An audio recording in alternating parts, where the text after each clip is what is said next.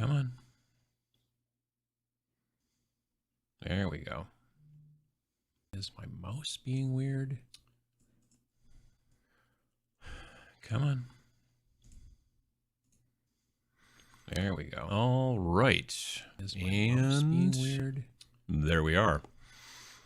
I suppose it was weird to go from like my face like 10 years ago to my face now. You know what I mean? There we go. Like this whole thing. All right. I'm like, and this is on. Hang on. There we are. Sorry.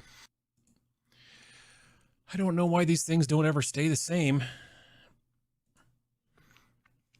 Anyway, so, like, am I like this? Nope. Yep. Yes. It's hard to, everything's backwards here. Kind of like that. Like that. Anyway, let me see here. Fewer gray hairs for sure. Oh, yeah. No, I've running a YouTube channel for 10 years. Will definitely put some gray on you. Let's see here. Good morning from sunny Manitoba. Good morning from Gilbert, Arizona. Happy 10th. Well, thank you very much. I appreciate that.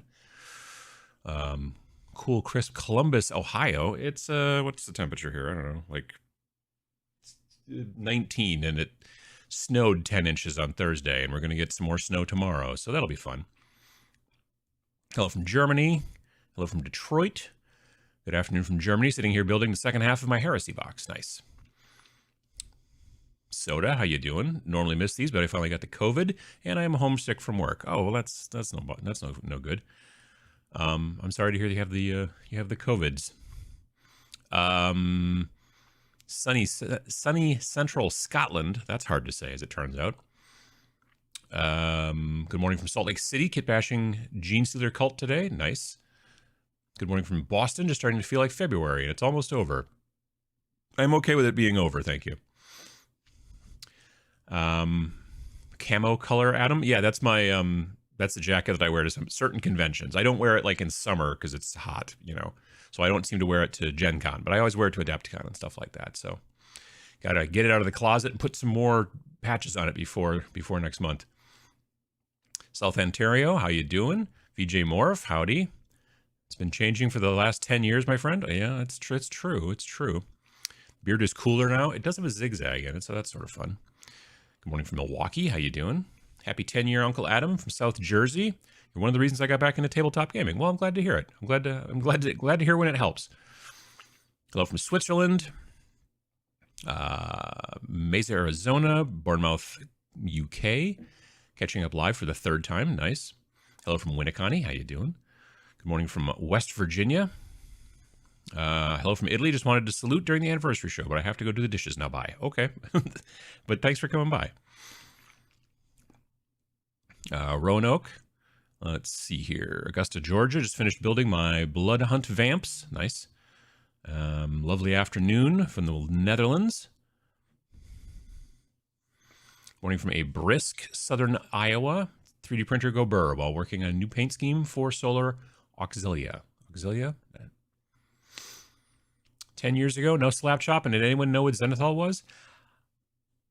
I guess I sort of unintentionally did. My Tau, which was my first 40k army, I originally primed them all with a dark red, red oxide was the specific color, auto primer from the auto parts store. And then I sprayed them bright orange from above to simulate the light coming down and hitting them from on top of the head and stuff like that. And then I went through and did the rest of the details. But yeah, that was, I mean, that's like a Zenithal, what I like to call a Zenithal highlight instead of a Zenithal prime, because it's not black and white, it's color. But yeah, I did that before I started the channel, I'm pretty sure. Yeah. I started because they were my first army in 5th edition. Hi from GW Land. How you doing? No snow here, but chilly. It was 70 on Thursday, while everyone around us is getting snow. Yeah, it's been a weird winter. I tell you what. Just got back from the Cherokee Open. Nice. Kent, England. How you doing? Lake District, Cumbria. How you doing? Central Texas. Foggy Central Texas. Good morning from Houston, Texas. Kittery, Maine. I think I've heard that city before. Got 10 inches of snow over Wednesday to Thursday. Got my exercise for the month in. Yeah. No, definitely. Happy 10 years. Working on Space Marines to use in Xenos Rampant. Nice. Thank you very much. Morning from Virginia Beach. I'm managing a cup of coffee right now. That's the best I can do. Yeah, no, I can understand that. Congrats on 10 years. That's awesome. Thank you, Jim. I appreciate it. Congratulations on the 10 years for, well, it's not 10 years of the Every Other Sunday show. It's 10 years of Tabletop Minions, the channel.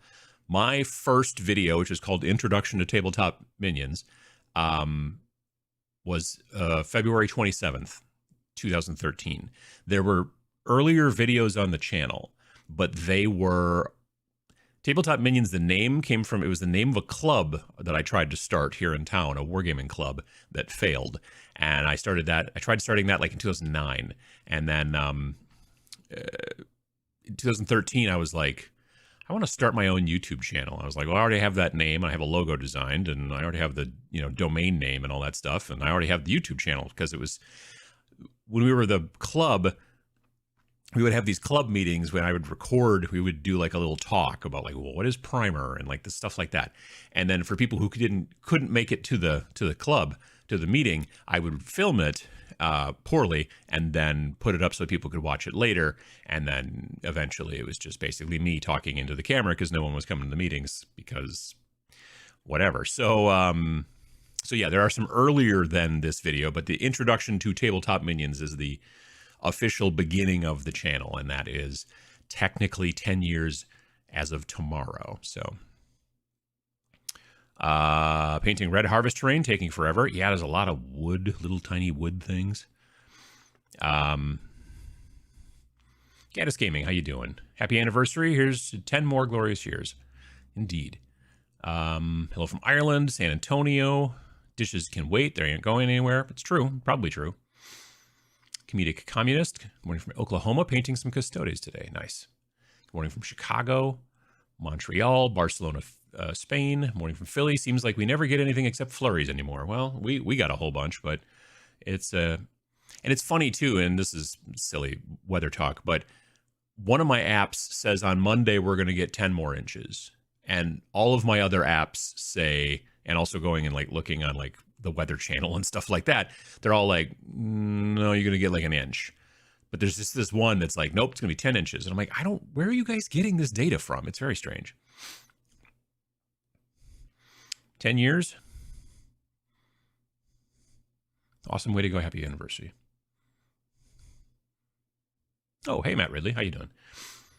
10 years of selling Tau. Actually, the Tau, I think I sold the Tau like in 2012, maybe. I could be wrong.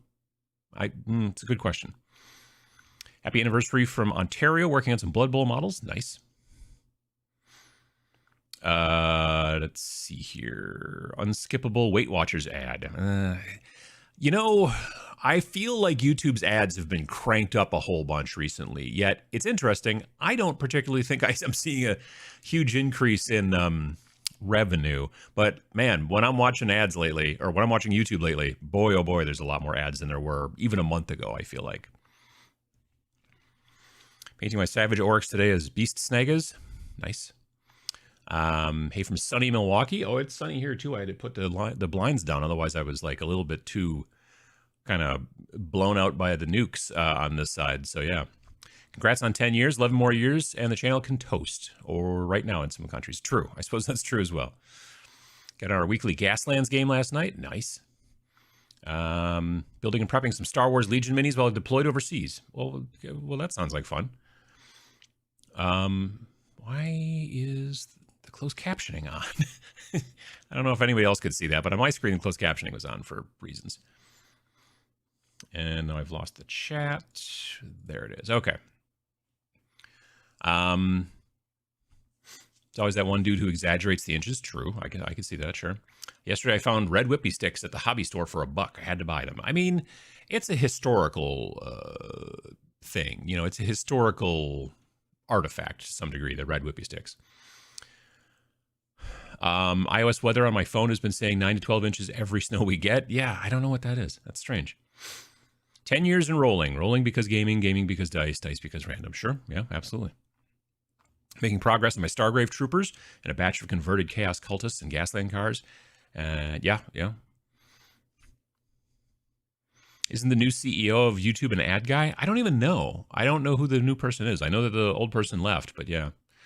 YouTube Premium, no ads here. Yeah, I keep thinking about signing up for that, but I signed up for the, what do you call it? I signed up for, well, we signed up for YouTube TV because we got rid of cable and got a fiber optic hookup, which is awesome, and cheaper.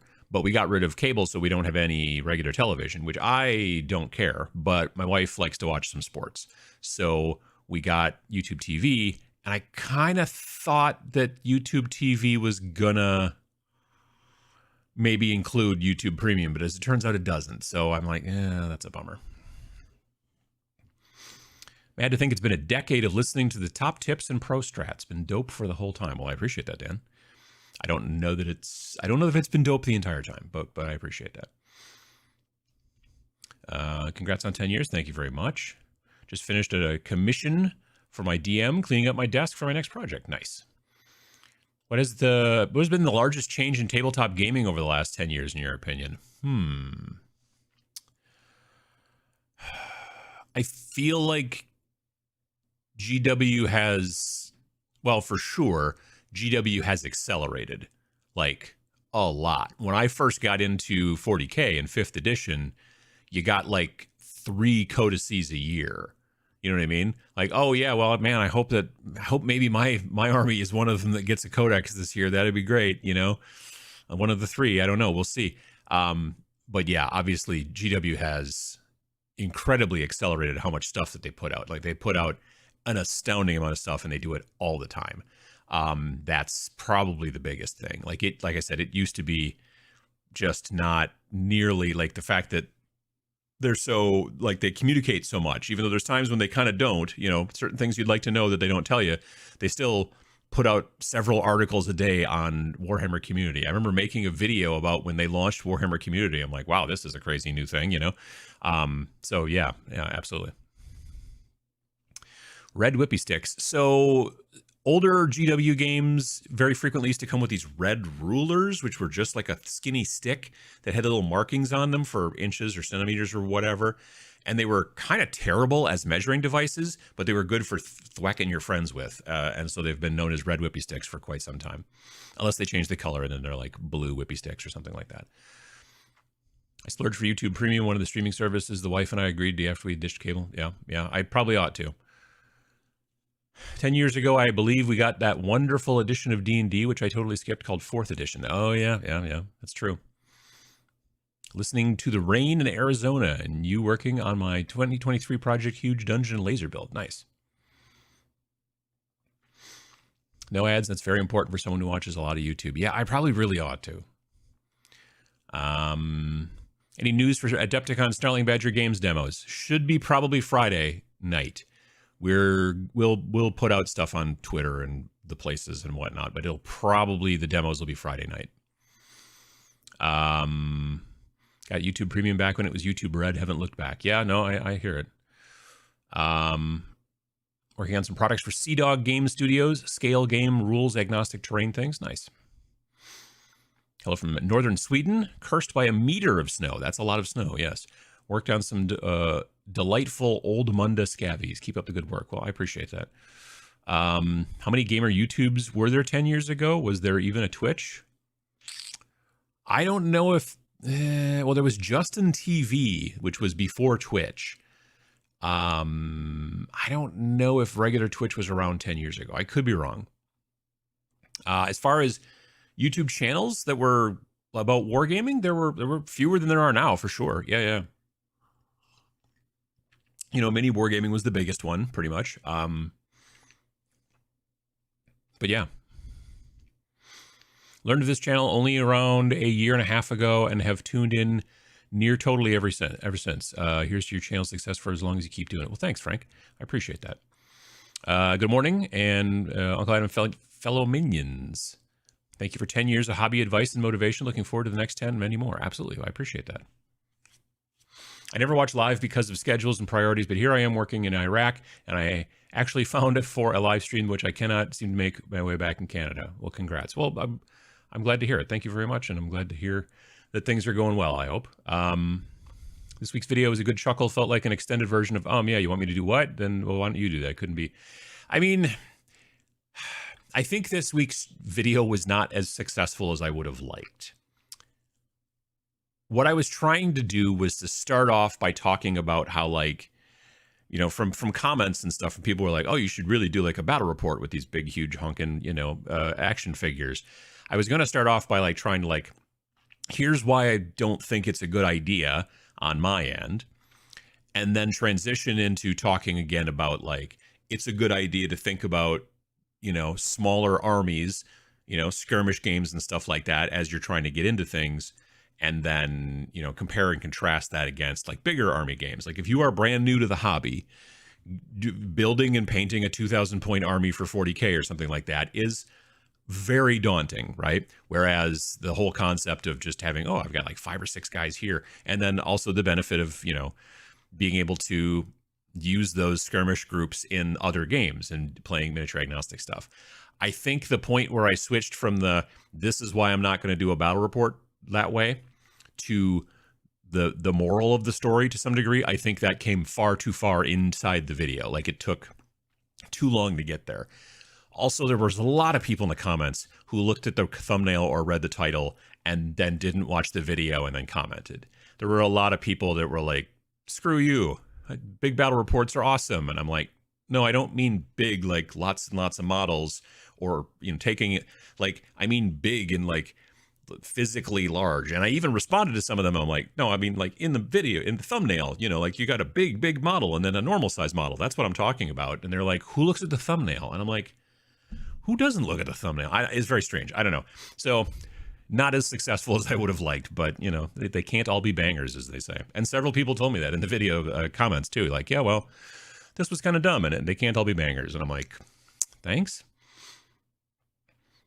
I take great satisfaction skipping ads one after another, especially since I have to see an advertisement for something I'd actually buy. Well, you know, true. I think Twitch was around in 2013. I think it was around in 2011. Could be, yeah. I didn't even pay attention to it until, I don't know, 2017 maybe? 2016 maybe? I don't know. YouTube amps up the ads to make you try out premium for a month for free, then amps it up again right when you complete the trial. Great marketing. Interesting. Congratulations, you helped me a lot. Great hobby channel. Well, I appreciate that. Thank you. We have a Swedish takeover. Nice. Good morning, Uncle Adam. Working on Scratch Terrain for Mordheim today. Scratch Terrain is fun. I definitely have some stuff that I'm working at. Well, I have some non-Scratch Terrain. I was working on this stuff. This is from Warsenal. Anyway, and they are. I'm going to be using these for kill sample process. I need to paint them, but I can't paint them. I need to rattle can paint them, and I can't do that until it's at least like 50 degrees outside, which is going to be a while. So it's kind of a bummer. But yeah, so I have 2 buildings. There's another building that's like this that's going in the other direction, if you know what I mean. Like this one kind of goes this way and the other one kind of goes this way. But the other one's downstairs in the basement because I touched this part with my foot. It was sitting down here next to the table and it broke. It's an interesting design. I hate this curved stuff. This is a giant pain in the butt to build. Now, admittedly, they're plastic, so it's a little bit easier to bend and it's thin plastic, but there was a lot of swearing going on. So my point is I'm not as big of a fan of MDF for certain things. There are certain things they look great. Sci-fi stuff, it works actually quite nice. Some other things I'm like, I don't know, but we'll see. But I do like, if the MDF is like easy to build, which obviously kind of makes sense, then I appreciate that. And I think that some companies do take some real good time. This was not bad. The instructions were a little sketchy, but for the most part, it turned out okay. But I feel like it's a little bit more fragile than it ought to be. But again, who's to say? It's always something, you know what I mean? Battle reports are rough sometimes for the big games. I mean, again, I was talking about how it's like using big models is not a good idea. But if you want to run a big, huge battle report, 10,000, points per side or whatever, that's fine. I don't watch a lot of battle reports, so it's not necessarily for me. But I think that would large have been a better word? I don't know. It's a good question. 10 years of awesome. Well, I don't know about awesome, but Congrats, Adam. You still look like a young pup. I don't think that's true. I do need a haircut real bad, though. I need a haircut, but I'm kind of putting it off until I get closer to Adepticon. So probably not this week upcoming, but maybe next week I'm going to get the haircut. So I got it ready to go before Adepticon, but I'm looking shaggy, especially in comparison. Like I think I had a better haircut back then too. So, and probably just more hair, and it was darker as well. Hi from Rochester, Minnesota. Started playing PlayStation Zero. Started playing Space Station Zero recently and really enjoying it. How many crews do you anticipate it taking to get to the end of the station? I mean, we kind of... It's hard to say. Like it's doable in one, but it is a tougher game. Yeah, it is definitely a bit of a tougher game. I miss the days when you could like or dislike for advertisements. I wasn't shy letting them know I held the advertisement in contempt. You can go in and say, please don't, especially, and I've been doing this a lot lately, especially when it was political, like we had primaries recently. So every single ad break, I would see another like attack ad against somebody. And I would just finally be like, don't show me this ad anymore. And then they would show me some other junk, which is fine. But 10 years ago, we had Beasts of War, Mini, Wargaming, Terrainaholic, and several others. Oh yeah, no, for sure. Terrainaholic, I still see them once in a while at like kind of local conventions because they live down in Illinois. And so, yeah, I still bump into them from time to time. So it's always good to see those folks.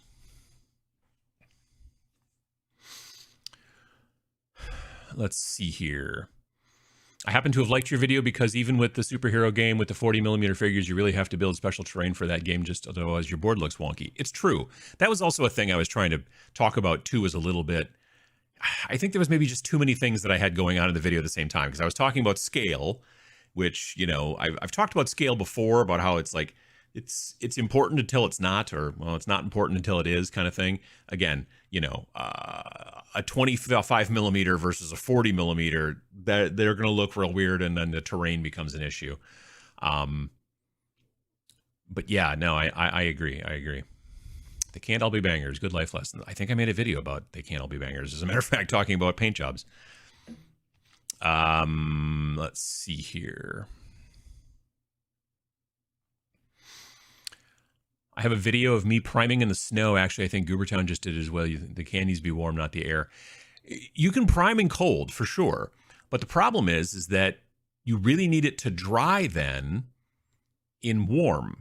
Like, it's not a good idea. Like, you can spray outside and then bring it inside and let it, you know, outgas and do all that stuff in the house. The problem is I don't want to let it outgas in the house. The way I normally prime with a rattle can is I usually spray the rattle can and then I leave the thing in the garage overnight so it can outgas and stink up the garage, which is not attached to the house or anything. And then I can be like, okay, cool. Next day, pick it up and it doesn't even smell very much. If I was to spray the stuff and then leave it in the garage when it's 20, very frequently rattle can spray will get kind of like orange peely. You know what I mean? Where it gets that kind of bumpy, like it's not bumps. It's like it sucks in. It's a really weird texture that you very frequently, like maybe you want it on certain pieces of terrain, like weird Nurgle stuff maybe or whatever. But yeah, for me, it's not the spraying.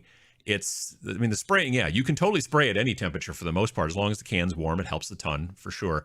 But it's then the actual curing and drying and whatnot. And that I don't want to bring in the house because I'm just basically bringing the stink in. What's happening very frequently, well, almost all times, when you are letting something that you've rattle canned dry, is that it is drying, the paint is curing, but it's also outgassing the propellant, you know, and it's seeping out and going out. And now that's the thing. I don't want to stink up the house with that stuff. So, but I do agree, you can spray outside in any temperature pretty much, as long as you warm up the can. But my concern is then, what do I do to let this stuff dry and cure? That's always the issue.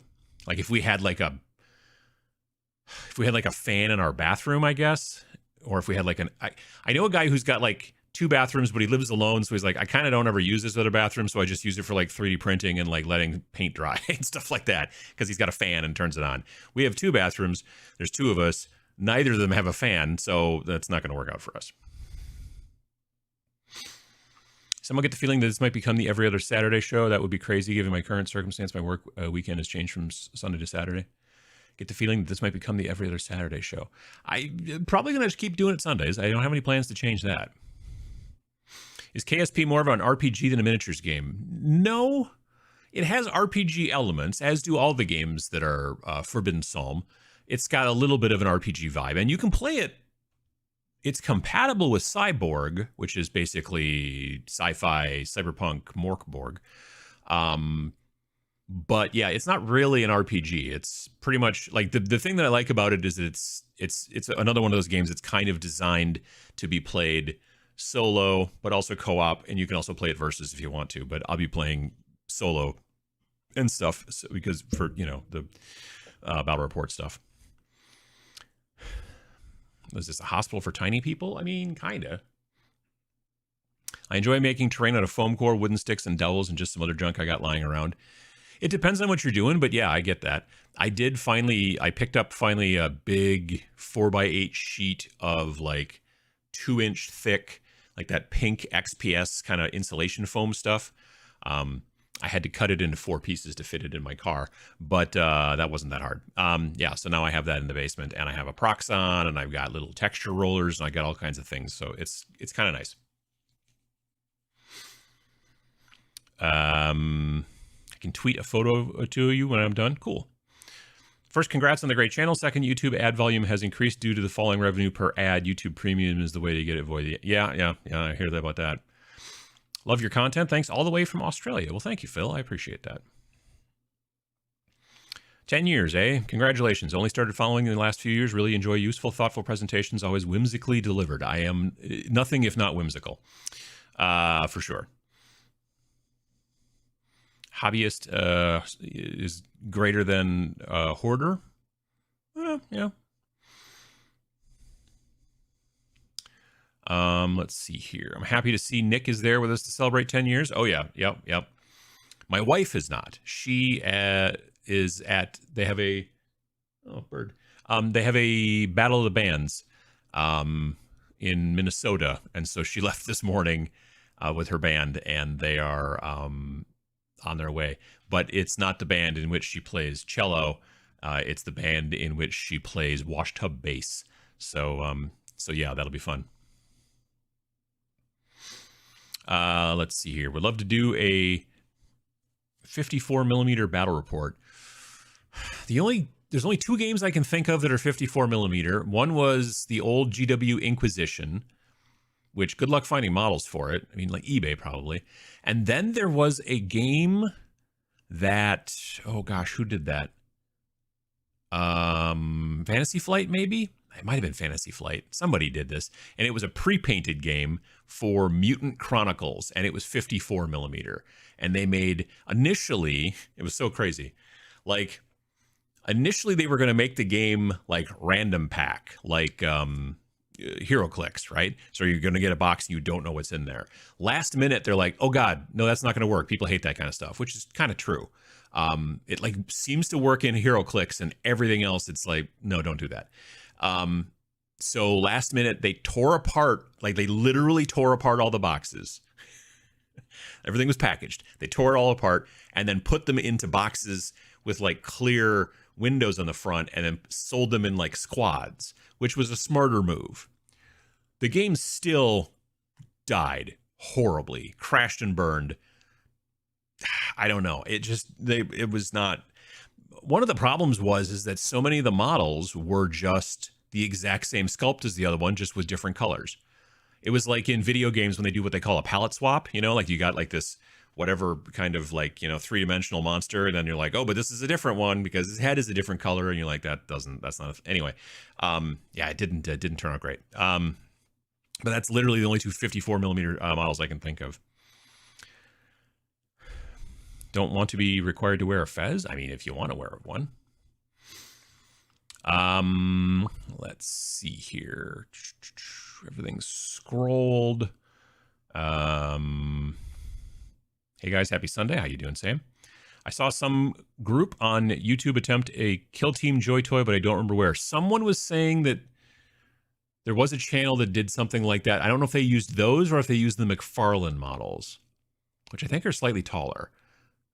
Tabletop, it wasn't Tabletop Tactics. Was it? I don't know. It was somebody. It was Tabletop somebody. It was a channel that I hadn't heard of, as it turns out. But again, if it's a channel that predominantly just does bat reps, I don't really watch too many of those. I'll have to run video at work today. Take care. Absolutely. Speaking of 10 years old, I've just recently learned of Battlesworn, which is 10 years old now. Ever heard of the game? It's by Song of Blade and Heroes guy. Thanks for the tip. Oh, yeah. Sure. Yeah. Andreas. I was just chatting with him on Facebook Messenger recently. I don't know. I haven't played Battlesworn though. I've played a bunch of his games, like Song of Blades and Heroes, Flying Lead, Fear and Faith. There's a couple others I've played too. Fear and Faith is like Song of Blades and Heroes, but with like vampires and werewolves and stuff like that. Good morning, Adam and Minions from snowy Southern California. Oh, I heard you guys are getting some snow. End of days for sure, and also sledding. Stay warm. Same to you, absolutely. The Tabletop Minions community is kind of my lifeline in this hobby. Way to keep abreast of what people are into and the trends is fantastic copy and for inspiration by osmosis. Well, that's good to hear. I'm glad to hear that, John.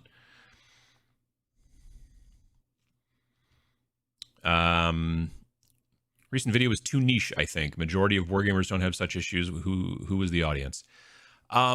It was technically, it was because a lot of people, like I said, had said in the comments when I did the Joy Toy video, which had been very popular. A lot of people watched the Joy Toy video, where I talked about, those action figures. A bunch of people were like, you need to do a battle report. And I was thinking about it. And I'm like, no. And then I was going to kind of have that as a leaping off point, like I said, and then go into talking about a little bit about scale and a little bit about kind of turning that on its head, and then talking a little bit more about, skirmish versus big army type games. And I think I focused on the Joy Toy part too long. And then I think, that's the thing. Terrain can be problematic. I've avoided new games which are terrain intensive due to storage issues. Oh yeah, no, I mean, and that was kind of the point of that video, was that one of the benefits of sticking with the same physical, height scale in your games is that you can reuse terrain. Like these trees can be used in fantasy game, also sci-fi game. They can be used in, modern games or steampunk, whatever. There's always trees as long as they're roughly the right scale. Same with, like rocks and things like that. And certain types of buildings maybe can't be used in every game, but they can be used in plenty of games, Like the sci-fi thing I showed you a little while ago. This is not going to work in, Age of Sigmar particularly, but it could work in nearly any kind of sci-fi or cyberpunk style game, potentially even like a modern game. Like this building's not that... Like it could just be, Japanese or something like that, or whatever. I mean, it's basically, it looks kind of like a convenience store.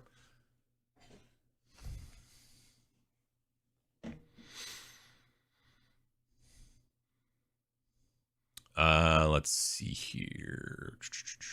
You need to dry it in the warm. Yeah, okay, bring it back indoors then. But then it's going to outgas in the house and then stink up the house. That's what I'm trying to avoid. I don't want the smell of propellant in the house with me and my wife and the cats and all that stuff. That's what I'm trying to avoid. I love Crisis Protocol models. The scale is kind of odd. Sure, I get that. But it makes for models that feel like comic book characters. I think that's why they did it at that scale, was just to make it so that everybody was kind of larger and kind of bigger. Like comic book characters are larger than life and that kind of stuff. So I get the benefit there. Like if Captain America or Iron Man or whatever was only about yay tall, that would be but so making everybody bigger, I get it. But then of course it kind of messes with the scale on the terrain and everything too. Airbrush. I'm a big fan of airbrush, and I airbrush most of my models that way. I don't like to airbrush prime terrain, especially MDF. The primer that I use on MDF is this stuff from Rust-Oleum. It's an enamel of some sort, flat matte black, and it was suggested to me it's what they use in the studio at Death Ray Designs, and they make MDF. So I trust when they're like, this is the stuff that we use, then that's the stuff that I buy, but it's in a rattle can. So yeah, using airbrush primer on a piece of terrain is not necessarily and especially MDF, because it'll just suck it up. If you've ever tried to spray like just regular paint, like especially airbrush, like on MDF, you're going to need a lot of layers because the MDF just sort of sucks it up like a sponge. So that's the other issue too. If it was plastic terrain, I would still want to use rattle can, because terrain has a tendency to take more of a beating than your miniatures do. You're a little bit rougher with your terrain than you are with your miniatures. So I always like to kind of have a nice rattle can base on plastic terrain kits. But also with this MDF, yeah, it's using this stuff, and I forget what it's called. I've got it in the basement. But it is a Rust-Oleum like enamel, and it's supposed to be like 2 thin coats, and then it's all sealed, and then everything else you want to do after that, you probably do with your airbrush. Never realized how lucky I am to be able to spray literally all year round here in Perth. Never drops below 6 degrees Celsius. Yeah, it is. That is probably pretty helpful in some situations. I am just grateful for this channel and community. Never fails to stoke my enthusiasm. Well, that's good to hear. I love how Tabletop Alchemy can't stop saying "Pachow" because of you. I don't think I've seen that, but that's good to hear. Uncle Adam, congrats on 10 years. Do you have any advice on airbrushing metallics for the base coat? I am still a big fan of probably starting with a dark color, and it depends on which metallic you're talking about. If you're talking about like a silver, then I'm going to tell you to undercoat with black. And if it's like a gold or a bronze or a copper or something, it's a bit more of a warm metallic, I'm going to tell you to start with a dark brown. But I would still prime with that color and then spray the silver over it. If you're looking to just do a single coat, then sure, do the silver. I would tell you, you're still going to probably want to do, especially with metallics, multiple coats. You don't want to put it on there thick because it can get real thick. You know what I mean? So be careful about that. The benefit to priming the model a dark color and then spraying that silver, almost kind of like a zenithal, is you get a lot more kind of variation, and in the nooks and crannies it goes real dark, and then it looks more like a shadow, and it looks more right. When you spray everything completely bright silver, then there are very few shadows, and then you don't see as much detail. Shadows is what brings out the detail. So that's kind of important. Didn't you put a vent in your Harry Potter closet? I have a vent in that room that goes just to the tent, or well, the enclosure that goes around the. So I'd have to take the. As I thought about this, I was like, well, I could just take the whole 3D printer out of the enclosure, and then just put in the pieces that I want to wait in on, like, but then I have to move the 3D printer out, and it's already have run the cables, and it's not something I want to do. If I had 2 of those, I could, but I don't. I'm assuming there must be 4-inch, like 2 vents going into one, like where I could make 2 but I don't have that space in that room. So I spray at work, step out into the garage, spray, step in, and put the room that is warm and never used. See, yeah, that's the plan. How old is Nick now? Trying to remember. Probably at least 6 years old, maybe more. That's a good question. Well, Necromunda came out in 2017, the new one. So maybe not even that old, because the name Necromondo came from closed captioning not knowing what to do with the word Necromunda in my Necromunda video, I think. So it was either the Necromunda video or else it was the Shadow War Armageddon, which I was saying is basically Necromunda. And then like half a year later, they actually came up with Necromunda and just got rid of Shadow War, which is weird. But yeah, so 2016, 2017 is kind of where that sort of started, I guess. So it's actually not that long ago. Highly recommend Shifting Sands channel. Been working with foam. Interesting. I'm assembling a box of Space Marines from 2013. I totally forgot that I had them tucked away in a box when I moved. These mold lines are horrendous. Yeah, sometimes that can be the case, especially with the older stuff, for sure. Thanks from Albuquerque. How you doing? Would love to get a photo with you and say hi if you're going to Gen Con. I plan on being at Gen Con. Yep. So she's playing heavy metal now. Well, it's not that heavy. It's the wash tub base is relatively light, actually. I think Little Wars was made for 54 millimeter. Yeah, probably something pretty close to it. You're probably right. Let's see here. Email with the postal. Where did I lost it? Dang it.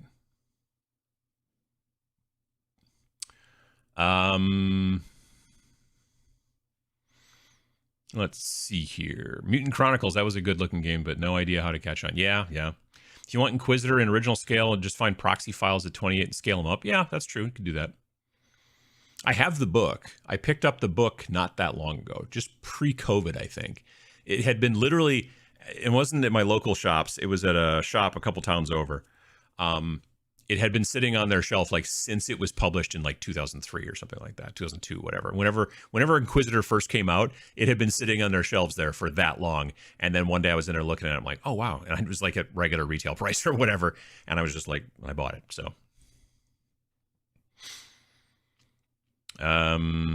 54 millimeter terrain would be even more difficult to store. Another reason why games like Mutant Chronicles and Inquisitor didn't work out. But yeah. Hello from Massachusetts, sneaking the stream in while at work. Well, good to hear it. Happy 10th. Thank you very much. I appreciate it. The only way I could see the scale working is a convention where you're trying to make a spectacle of your game. Yeah, I could see that. Up early, suffering from COVIDs. Yeah. That's got a friend who's been fighting that here in town too. Washtub Base, does she play Bluegrass? Technically, well, it's a jug. Well, it's like vaudevillian stuff. Like they play a lot of like 20s and 30s, like vaudevillian type stuff.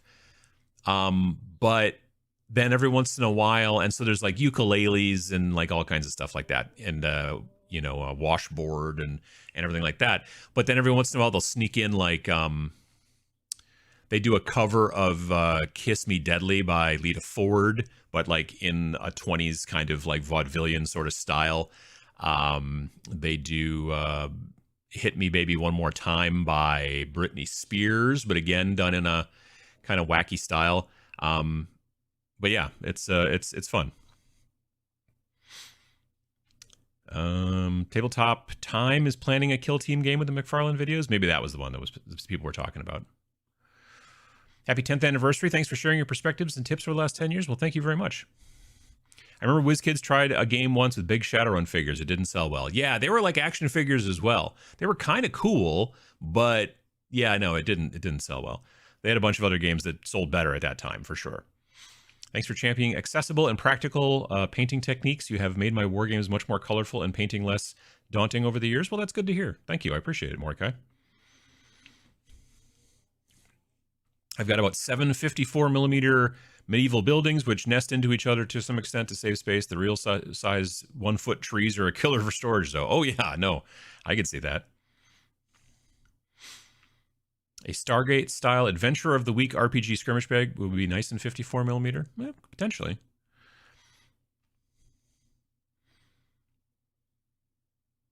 Bigger models is fun, but the amount of work needed to make it work would not be efficient. Yeah, and Lord knows I'm not necessarily all about efficiency, for sure.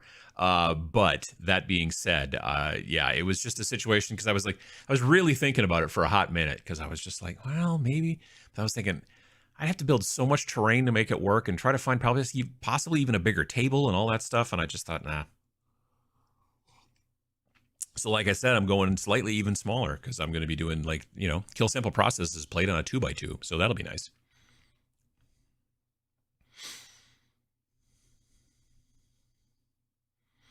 I would bet the difficulties with the last video are people are snarky right now. A lot of people are getting edgy. I mean, it's possible, I suppose.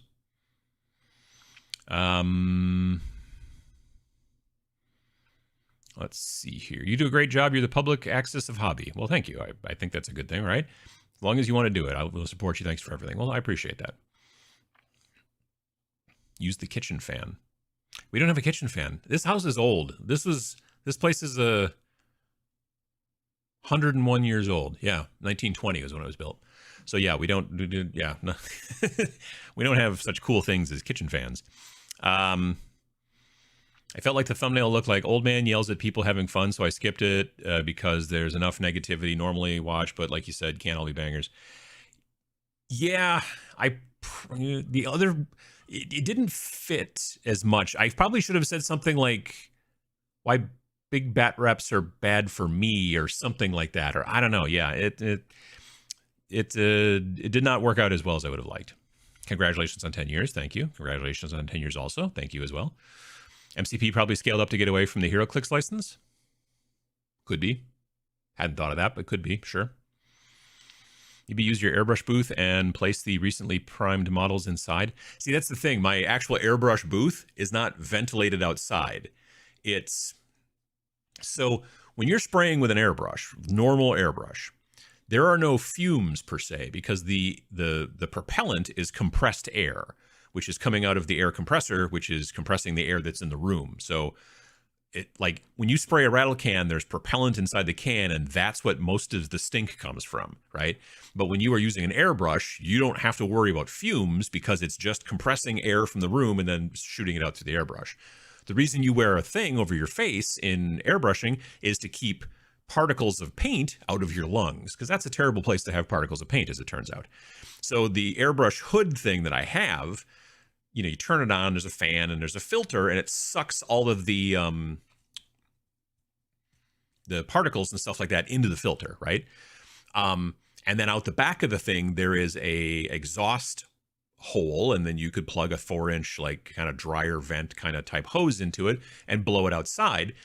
But I don't bother doing that because I don't have to worry about fumes. I'm not trying to vent fumes. I'm just trying to capture the particulate so it doesn't settle all over the room like it used to before I had that thing. Because it used to be I would wear the thing so I would be safe, but every 6 months I would have to completely wipe down the entire room because there would just be paint dust everywhere.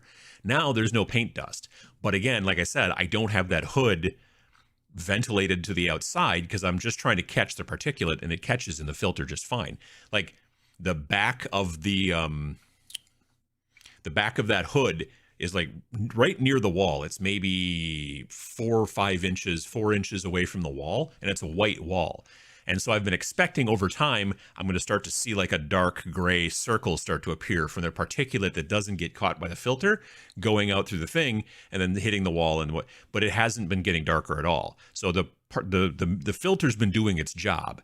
But if I was to spray something that would create fumes, like some sort of weird, not necessarily enamel, like a lacquer-based paint, that definitely will have some fumes that you have to worry about a little bit. And it's not, again, coming from a propulsion, it's coming from just the off-gassing of the material. In that situation, then I would want to have that vented outside. But yeah. No space in 3D printer hood to outgas. Again, like I said, the thingy takes up, like it's a little bigger than the printer, but not by a whole bunch. So yeah, there's not really any room in there without taking the printer out. And I've already, like I said, run the wires and all that jazz. Will you ever return to War Machine? I got some of the Signar stuff that they had at Gen Con this year, the new 3D printed 4th edition or whatever, Mark IV stuff. I haven't had a chance to build it yet. I don't know. It's a good question. I haven't heard like huge changes. 4th edition doesn't seem to necessarily be as huge of a change as some people thought it was going to be from 3rd. And so, yeah, I don't know. That's a good question.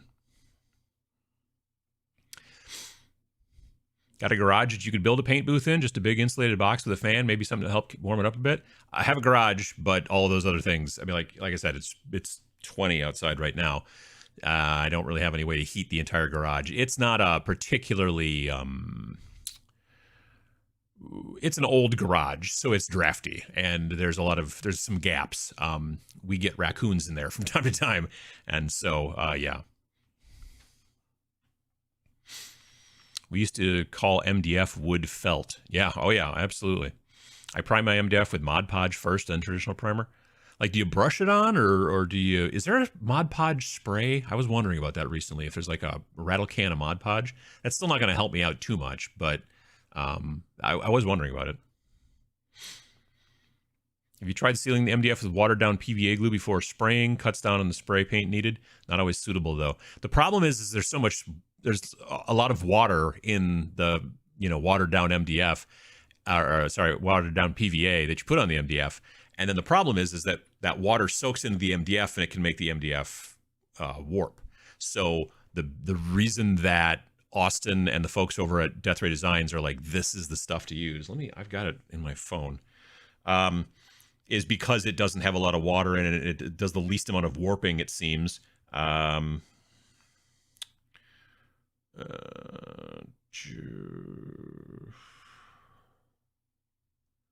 we go.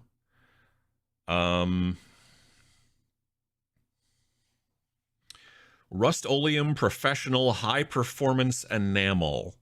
I don't know if that helps at all, but it comes in a big, tall silver can. I guess you can get it on Amazon. I got it at our local Menards. Rust-Oleum 7578838. Professional High Performance Enamel Spray Paint 15-ounce black matte. And that's the stuff that they suggest. And that's what they use on all of their stuff. So I've got a couple of cans of it I picked up, and I want to spray that stuff on. Like this thing, because it's got also this extra plastic stuff, like this window here, and these things are plastic and whatnot. I'm also going to have to put blue painter's tape over that stuff before I spray and all that jazz. But I want it to be kind of grunged up, so if the spray gets in there a little bit too, it's not the end of the world. The only thing to do, drill more holes. Well, I'm not going to do it in the winter. That's the other trick there. So again, kind of in the same situations. You need a chemistry vent. That would be something, all right.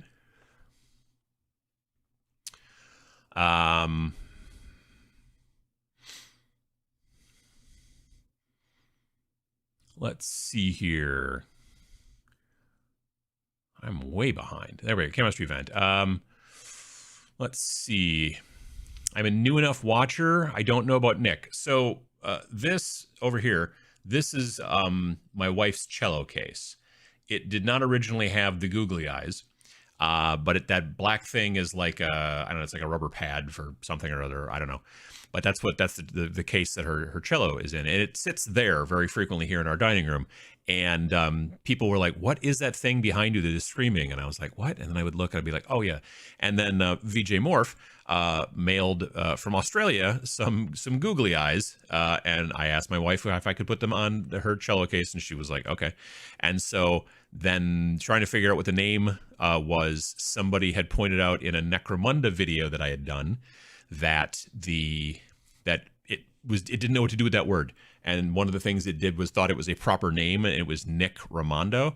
And then ever since then, that's been the name of my wife's cello case. And he just sits back there over my shoulder and kind of stares at us.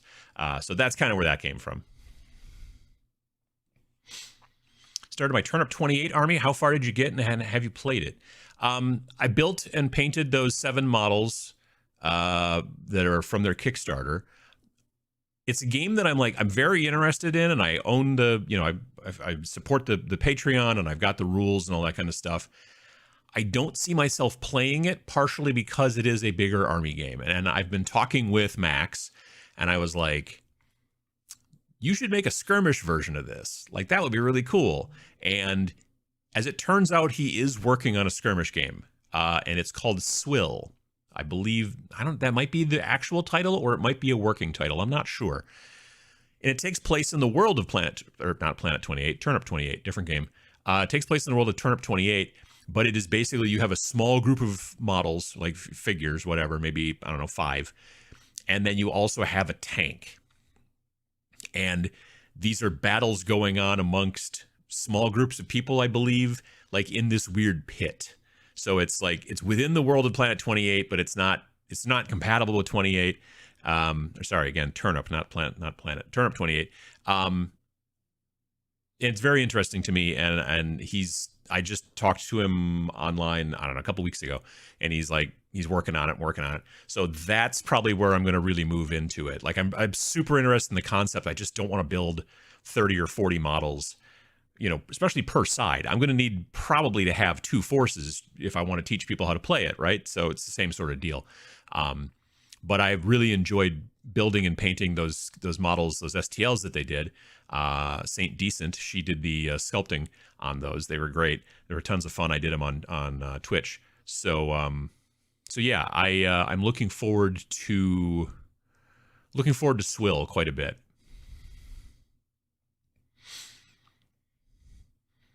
Got to run. Congrats on 10 years of hobby awesomeness. You got me going on the hobby after many years of being miniature curious. Well, that's good to hear. I'm glad to hear it.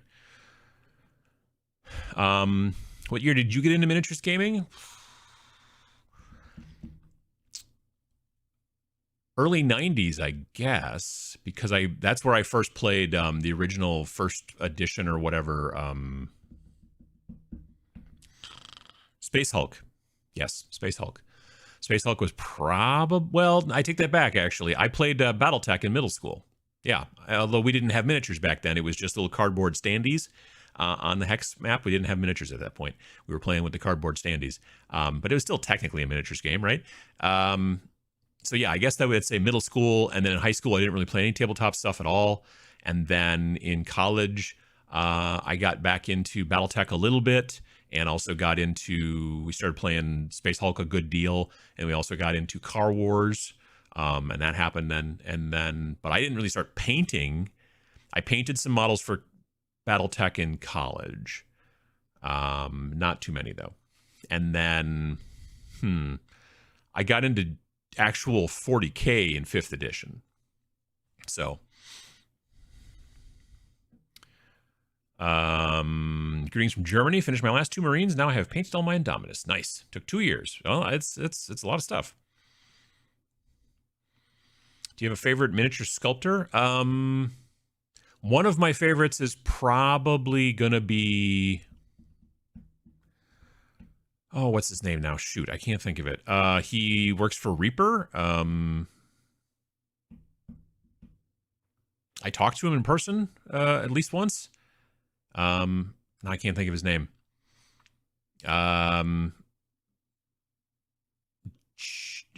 Johnny? Jim? Shoot. I can't remember his name. He does a lot of the sci-fi stuff. Oh, Bobby Jackson. Got it. Only took me a minute. Yeah, Bobby Jackson. I would say that he's probably one of my favorite, like, sculptors that I know of, because honestly, that's the thing. That's one of the benefits to Reaper is they almost always, I believe, put the name of the sculptor on like the little blister pack and stuff like that. Very few other people do that. It's kind of a bummer. I wish that they did. Remember when I was knee high to a Grox, never made terrain in 28mm. Always was using shoe boxes and plastic bags. Nice. Inquisitor made me make 54mm terrain. It was terrible. Yeah, that's the other thing too, is that sometimes big terrain, besides just being troublesome, it's also just, I don't know, like the detail is harder to make because the detail's so big sometimes. I don't know. It's a good question. Gotta run. Chores. We'll watch the rest later. Happy Sunday. Congrats again on 10 years. Well, thank you very much. I appreciate it. I finally bought Inquisitor off of eBay a year or 2 back. It's not a game for everyone. It's a lot more RPG for people that love to tell stories with conversions of minis. 28 mag really shows it off. Yeah, they generally focus on the smaller version of it. Like, people basically were like, I like Inquisitor, but this 54mm stuff's got to go. And so that's where, 28mm or 28 mag comes from that, to some degree. But yeah, you're right. Inquisitor, like, I got it because I wanted to read it, and but I was never planning on playing it. It was definitely one of those games that, you're right, it was definitely a lot more like an RPG. I mean, right there in the instructions, they're like, it's a good idea if you have a game master to run this game for you. And you're like, well, that's weird in the realm of miniatures, right? But there it is. My favorite sculptor is Steve. Good old Steve. Nice.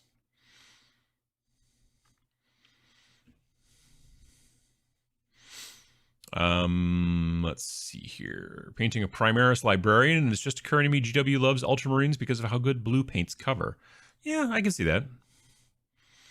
Congrats on 10 years. Yours was the first of my YouTube channels I found when I got into the hobby about 4 years ago, and don't miss a channel. That's good. I appreciate it. Thank you. Those are good house bones. I would, hopefully, yeah.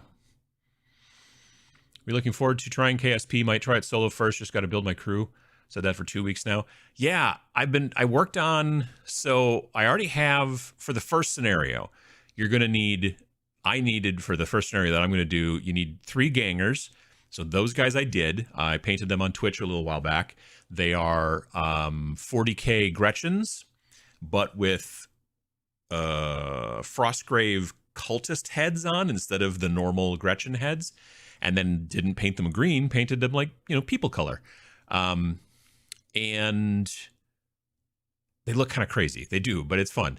In that particular first mission, you're supposed to, I guess, technically roll to see which of the 4 gangs you want to go up against. I just picked one, and they're called the Troglodytes, and they're kind of anti-technology. And for whatever reason, those models, when I put them together like that, they made me think of that. So those guys are done. Then there's 2 enforcer drones or police drones or something like that. Police drones, I think. You ever seen Chappie? Kind of like that, like robots, kind of like that. And I already have some of those models done and painted just for grins. I got them on Etsy. So those guys are ready to go already, which is great. So now I just have to get my crew finished, and I have the crew all written up. Like, I've gone through and done all my army building for my crew. And then I was going to use some specific models, but now I can't find them. So that's where I'm stuck at right now. Thanks for your Friday videos. My partner calls it Nerd Celebrations Day, and you as the Wisconsin guy. I'll take it. That's not a problem at all. I'm glad to hear it.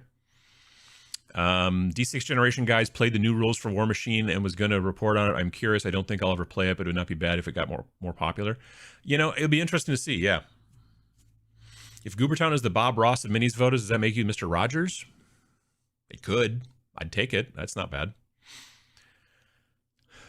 On the lines of big minis, I'm soon going to paint Space Marine yard gnomes for the Emperor. I've never seen yard gnomes for Space Marines, but that's kind of cool. Happy 10th anniversary. Thank you, wisdom and advice to those entering the hobby. Also, thanks for introducing me to Sam Lenz. Absolutely. Sam and I were just talking last week, and when we get back from Adepticon, we're going to get together and film some stuff like we used to. Like, that'll be on my channel. It'll be him there, all that kind of stuff like we used to pre-COVID. We're going to start doing that again. So, yeah, and he's going to be teaching classes. Him and Vince are going to be teaching classes at Tabletop Minions Expo, TMX, which is coming up in June 3rd and 4th. You can go to tabletopminions.org/TMX. Ninjan is also going to be there. Vince has told me, so that's I need to sit down and chat with the 3 of them at some point, and we're going to figure that there's going to be painting classes for that, and then of course there will also be people running events, doing demos. It's mostly demos and things like that happen at TMX. It's a small little tiny convention, but it's fun. And so yeah, I know for a fact that one of the vendors this year is going to be One Page Rules.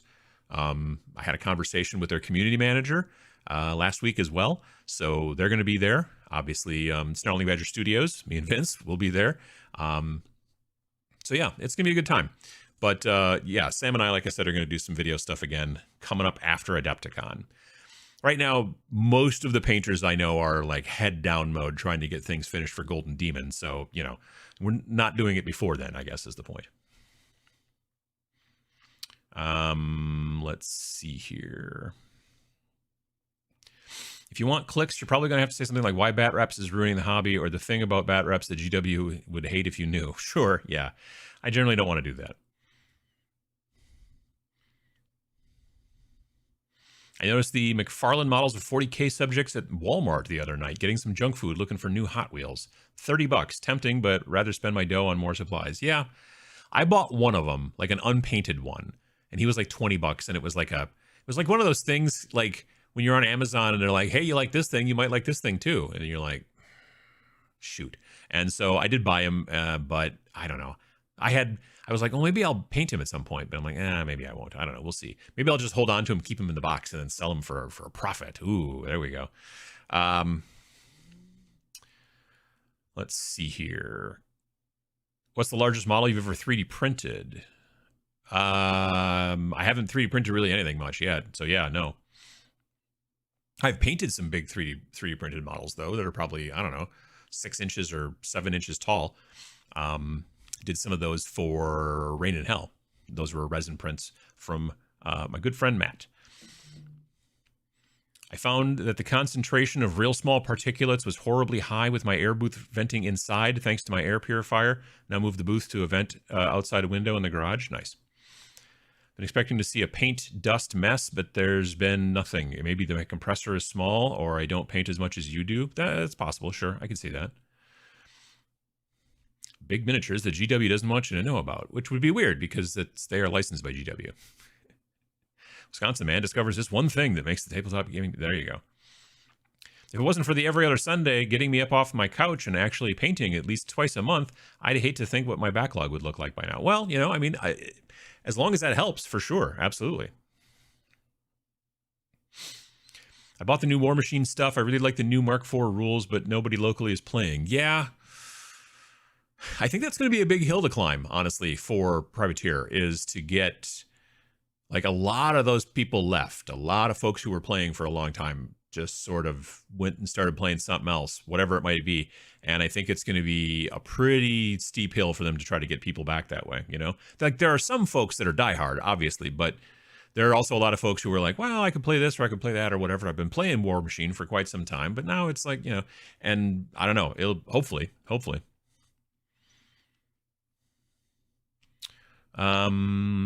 Whoops, everything moved. Bobby Jackson is a favorite of mine too. Yeah, he's a super nice guy. I talked to him at Adapticon or Gen Con. I want to say it was Adapticon, but we got to chat a little bit at one of those conventions. It was nice last year. Good morning, Uncle Adam. Thank you for introducing me to the models hobby. After Kill Team, I saw Star Wars Legion, and I've been down the rabbit hole with custom units and models since. Nice. Yes, Bobby Jackson. You guys figured it out before I did. I was interested in minis since maybe 10. Started last November. 25 years later, great fun. Just purchased and played my first Space Station Zero games. Love it. Hope for similar project. Absolutely. Yeah, no, that's very cool. I'm glad to hear it. Your wet palette video got me started with edge highlighting, and in fact, my first Space Marines have been playing 40K 10 years before that. You can always learn new stuff, so thank you. Yeah, absolutely. Well, thank you as well. But yeah, I for sure have always found, like, I'll still watch painting tutorial videos sometimes that are like designed towards beginners, you know what I mean? And you'll be like, okay, well, I know how to do whatever, but you watch a video and every once in a while there'll be like some step or something in this video that you should know all the stuff about because you've been painting for a long time or whatever, you know? And you look at it and go, oh, I never thought about doing that. Like, just some little step. It still happens to me constantly. We'll be like, yep, no, that's, yep, no, okay. And also you're like, oh, I hadn't thought of doing that or whatever.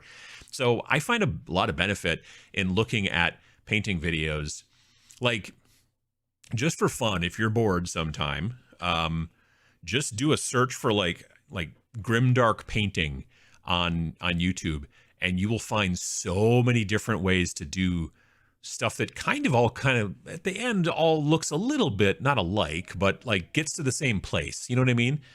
I mean, everybody's got their own sort of twist on it and stuff like that, but it all kind of ends up you're trying to make something that looks grimdark, right? And you will be amazed by all the different ways you can get there. And it's really interesting. And sometimes you'd be like, I don't like painting that way because I don't like using enamels, or I don't like this, or I don't like that, or whatever the deal might be. And then you find somebody else who does it in a totally different way. And you'd be like, oh, well, that I could do, you know, or whatever. And it's pretty cool.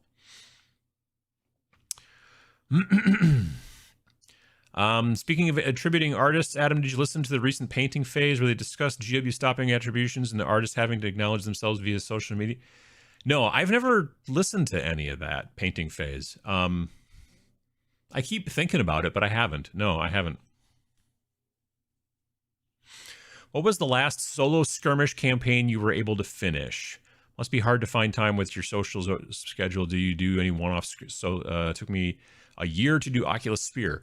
I started a Forbidden Psalm, like the regular, you know, base version, fantasy version. I started one of those and got maybe 2 or 3 in. but I did not finish that one. What other campaign stuff?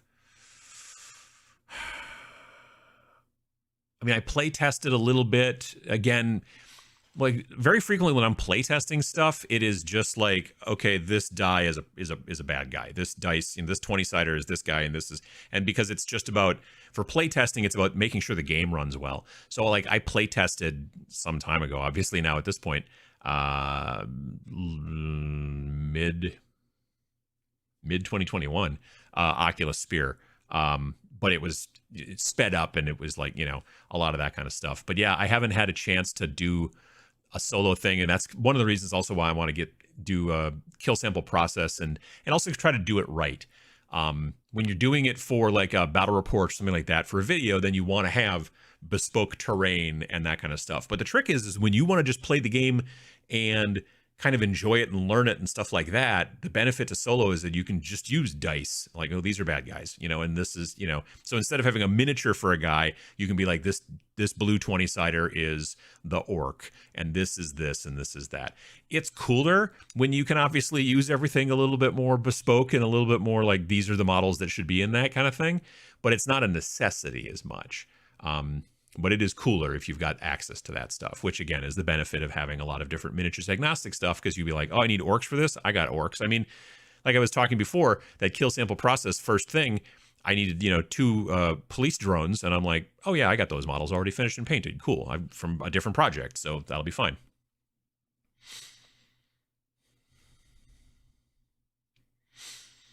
Congrats on 10 years. Your channel helped me take the plunge on minis back in 2020 in the midst of the pandemic and personal health challenges. Kudos and thank you. Well, absolutely, Eric. I appreciate it. And kind of see where GW is coming from in terms of not promoting their sculptors. They all have to conform to 40K art style. If a sculptor conforms to a predetermined style, do they really matter? I don't even know if it's necessarily the sculptors. I mean, I like the fact that they do it just because I think that, I don't know. I think a person should be, let me put it this way. If they paid a lot better, then I guess I wouldn't mind as much. But I've also been told they don't pay that great. So, like, hey, on the other hand, we're not going to tell anybody who you are. You know what I mean? So, like, if they paid really well, then me as an artist or a painter or a sculptor or whatever, a presenter, I'd be like, okay, well, that's fine. But they don't, from what I understand, pay real well. They're paying better than they used to. They used to pay terribly over at Games Workshop, which is amazing since they make so much money. But it's sort of standard. But yeah, so like, and a lot of people are kind of unhappy about how now the people who are doing like on Warhammer Plus or whatever, the people who are presenting, like back in the day, you had Duncan, and Duncan would sit there and teach you how to do this and too thin coats and all that kind of stuff. And then he was unhappy with, from what I understand, they were making him go to lots and lots of shows and they weren't paying him enough and all that kind of stuff. And so he was like, I'm gonna go. And now he's doing great, with his own thing, got his own paint line and the whole deal. I'm wondering very much if them being like, hey, we're not gonna, because now the people who are doing the painting, you don't even see their faces. And I think you may not even hear their voices. There may be a voiceover person. So you're just seeing hands working on the painting and stuff like that. And I don't know that, I don't like it. I don't like it. But then again, I also don't, pay for Warhammer Plus. So I guess, but I've been hearing about it a lot lately, and I'm not a fan. Congrats on 10 years of Let's See Here. It probably hasn't been 10 years of Let's See Here because I haven't been doing this show for 10 years. I've been doing the channel for 10 years, but I didn't do Every Other Sunday show until probably 2016, maybe 2015, something like that. 2016, I think. I could be wrong.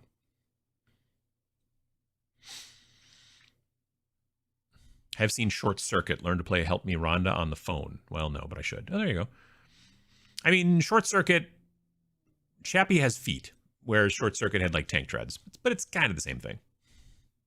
Greetings from Germany. My painting hobby became great after I discovered DIY wet palette from your video. Well, that's good to hear. I'm glad to hear it helps. Love hanging out every other Sunday with you. Absolutely. Let's see here. More kitties on stream would boost views. They're all being sleepy somewhere. I did just see Carlson. He was in the sunroom and he moved to a different spot in the sunroom where I can't see him.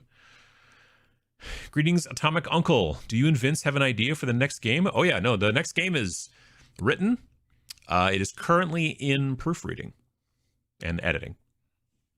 Yeah, so it'll be, any guesses about release date? Should be late spring, early summer. In a perfect world, if everything works well, and this is what we're planning on, but, you know, Lord knows things happen, but we are planning on releasing it basically the day before TMX. So TMX is, as I mentioned before, June 3rd and 4th. So probably the 2nd of June. That's the plan. But we will see. That's our current plan, is having it come out then. And then people who would come to TMX would be able to get a print version while supplies last. And what they probably, I mean, basically the thought is that if we can get everything done in enough time, we'll probably order 100 copies of the book and then have those at TMX.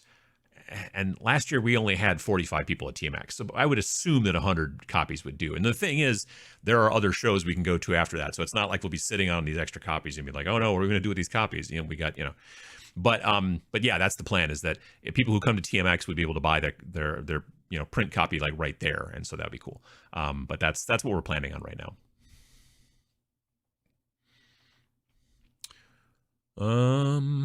Late to the party, but happy 10 years, Uncle Adam. Thank you very much. Let's see here. I'm fairly certain I have Tabletop Minions and Sarastro to thank for getting in the hobby. Well, that's good to hear, Feisty Crabman. I appreciate that. Just caught the live stream. Congratulations on 10 years. Thank you. I appreciate that.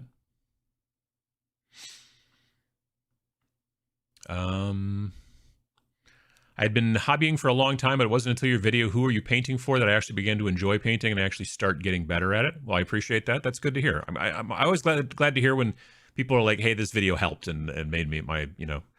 It got real bright all of a sudden. All of a sudden, I'm getting kind of. I gotta start putting up a diffuser or something over here. I pulled the blinds down, but then I put them back up again because Margot wanted to look out the window, you know, and she's kind of got me wrapped around her finger. She doesn't have fingers. She's a cat, but you know what I'm saying. I'm painting while I'm listening to this. Thank you for inspiring me. Absolutely. Painting Phase is a good podcast to paint to. I should probably listen to it. Peachy mentioned you in the Painting Phase. You should reach out. We met in an elevator at LVO 2019, either 2019 or 2020. I forget when, but yeah, he was a super nice guy. I'd love to see a collaboration between US and UK painters. I'd love to see you, Vince, Miniac, and Ninjon do a video with Geek Gaming, Scenics, MS Paints, Pickle Jar, Benji's Hobbies. Vince, Miniac, and Ninjon are at a much different level of painting than I am. So I don't know. Yeah, I'm not sure how that would work out on my end. But potentially. Painting some Marines with Turbo Dork, but trying to figure out how to improve the paint job, whether using edge highlighting, darker, lighter Turbo Dork shade for depth. Any suggestions? I've never, like, once I've laid down Turbo Dork stuff, I've never gone back in and then tried to highlight or anything like that, because the color shift-ish kind of thing going on with the paint generally doesn't require it.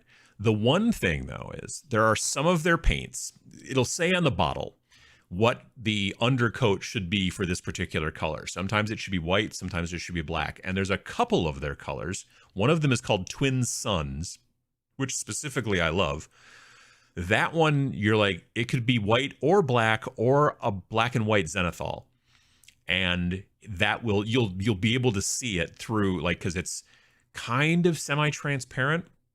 My Tyranids that I did for Kill Team 2018 back in the day, we're done. Their armor plating on their backs and stuff like that, we're done with that stuff, and it worked out great. But it was because I did, like, I painted all the armor black and then dry brushed it white to get that kind of thing, and then painted 2 coats of that Twin Suns color over it, and it looks really cool. Way of the Brush on YouTube has a video about that Turbo Dork color specifically, because it is aimed towards kind of like for people playing Alpha Legion. And so he did a white to black Zenithal and then painted that stuff over it with his airbrush, and the colors were the wrong way. So then he went back and did another model where he did black to white Zenithal and then sprayed that stuff over it. And then the color transition worked the way he wanted to work. And I was like, I hadn't even thought about that. That's very interesting. But yeah, no, I've learned a bunch of stuff from Way of the Brush on YouTube. Chris, who used to work for Mini Wargaming. One thing was with those Tyranids, I didn't spray the stuff on there, the Turbo Dork stuff. I brushed it on. And he was the one who said, do your first coat like left to right as an example, or up and down, whatever, but then do the second coat the other direction. So first coat left to right, second coat up and down, and then you don't get the brush marks from, because the paint is specifically metallics like that can be a little, if you need to do 2 coats, doing that brushing one way and then brushing the other way is a super good idea.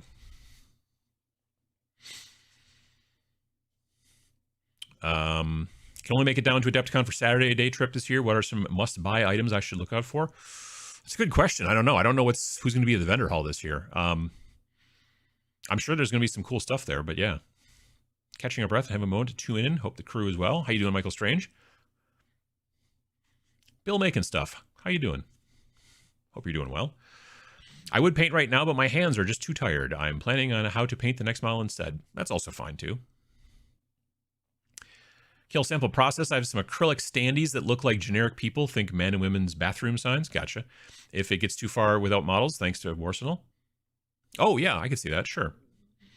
Starting a new campaign before finishing the previous, or starting a new hobby project before finishing the other. I feel seen. Yeah, these things happen for sure. Happy 10 years. Absolutely. Thank you very much. I found out about your channel 7 years ago when somebody sent me a link to your wet palette video. Congratulations on your 10 years. Well, I appreciate it. Yeah, that wet palette video, I still use that wet palette to this day. People ask me about it sometimes on Twitch, and I'm like, oh yeah, you mean this wet palette? And I'll like put it under the camera and stuff like that. Yeah, I still use that sandwich container, and I own 3 wet palettes that are like designed to be wet palettes. I have a Army Painter one somewhere. I have a massive Redgrass one that I got as a gift from like teaching teaching seminars at Nova Open like 2018. They had like a goodie bag that they gave all the instructors, and in each one was this Redgrass palette. But it's so big, it's like, if you've seen me on Twitch, I've got too much crap on my hobby table, and I just don't have that kind of space for a wet palette. I should, but I don't yet. Maybe eventually. And then the most recent was at Adepticon this last year. I bought a Game Envy wet palette, which is very, very nice. All of them are very, very nice. I've been using the Game Envy paper in my old palette, but I still haven't switched over. I probably ought to. A lot of sculptors seem to go solo sooner or later. Same goes for the other painters. I mean, in this day and age, if you're a good sculptor that can make stuff for STLs, and you're even vaguely good at like social media, you can make yourself a job real easy. You can start, like, there are plenty of sculptors out there who are, you know, doing the Patreon thing or Tribes thing, if they're like really, you know, ingrained in with the My Mini Factory stuff. And then, you know, after the stuff goes through Patreon or Tribes, then they can just put it up for people to buy on, on My Mini Factory. And yeah, no, there's people doing great, you know, doing that because they have that skill and they're good at it. For a long time, if you were a good 3D sculptor, that's great, but you were constantly just fighting for jobs, and you were like hoping that somebody who was doing a Kickstarter would, you know, pay you to do this stuff. And boy, I hope they actually pay me, as opposed to like, you know, stiffen me and all that kind of stuff. And a lot of those folks are just doing their own thing now on Patreon. Which is interesting. If you're trying to get someone to do sculpts for you, it's actually kind of hard to find people now, because you'd be like, I really like your work. This is really awesome. Can I pay you to do some commission stuff? And they'll be like, nah, I'm good. You know, I don't need to deal with crazy art directors. I'm doing just fine with the Patreon thing. And you're like, okay. And I've had that issue, as a matter of fact.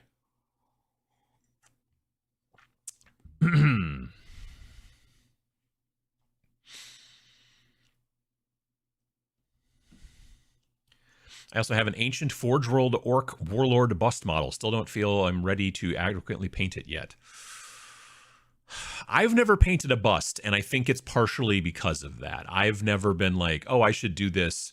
Like, I've no problem painting a miniature going, like a regular gaming miniature, with the idea that, well, I could either get another one or I could strip this one. But with a bust, it's a little bit, I mean, you can still strip a bust, I suppose. They're usually resin, obviously, which is a little bit. It's probably doable for sure. But yeah. Congrats on 10 years of your channel. You brought me back to tabletop war games after a 20-year hiatus with your first video on Age of Sigmar. Well, good to hear, Ralph. I appreciate that.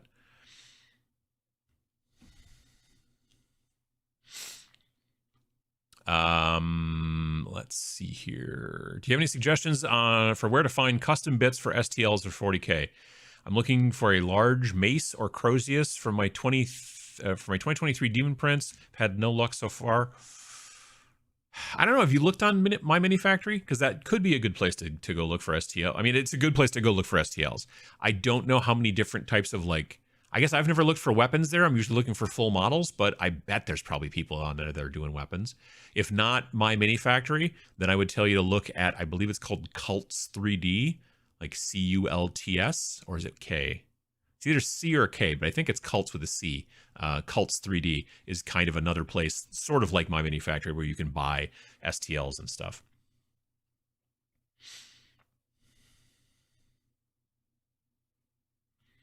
Kind of lost it when I watched a recent GW painting video, and the first two steps were number 1, prime in ultramarine blue rattle can, number 2, base coat in ultramarine blue by brush so that the finish matches. Yeah, I really honestly believe, and this is maybe a bit of a conspiracy theory, but it's something I believe.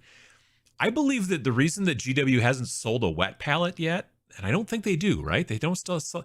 I think the reason that they still push the concept of using that palette paper stuff and whatever is because it wastes more paint.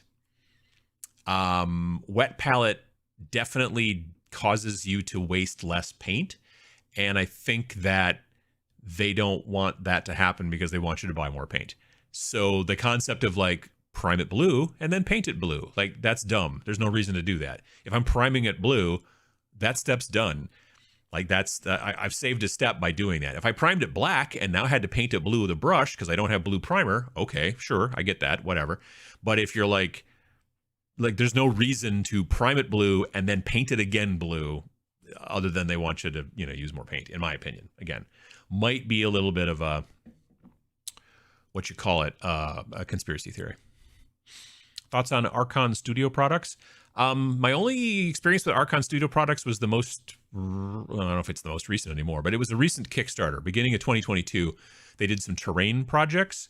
There was this modular terrain, and it came in 4 different flavors.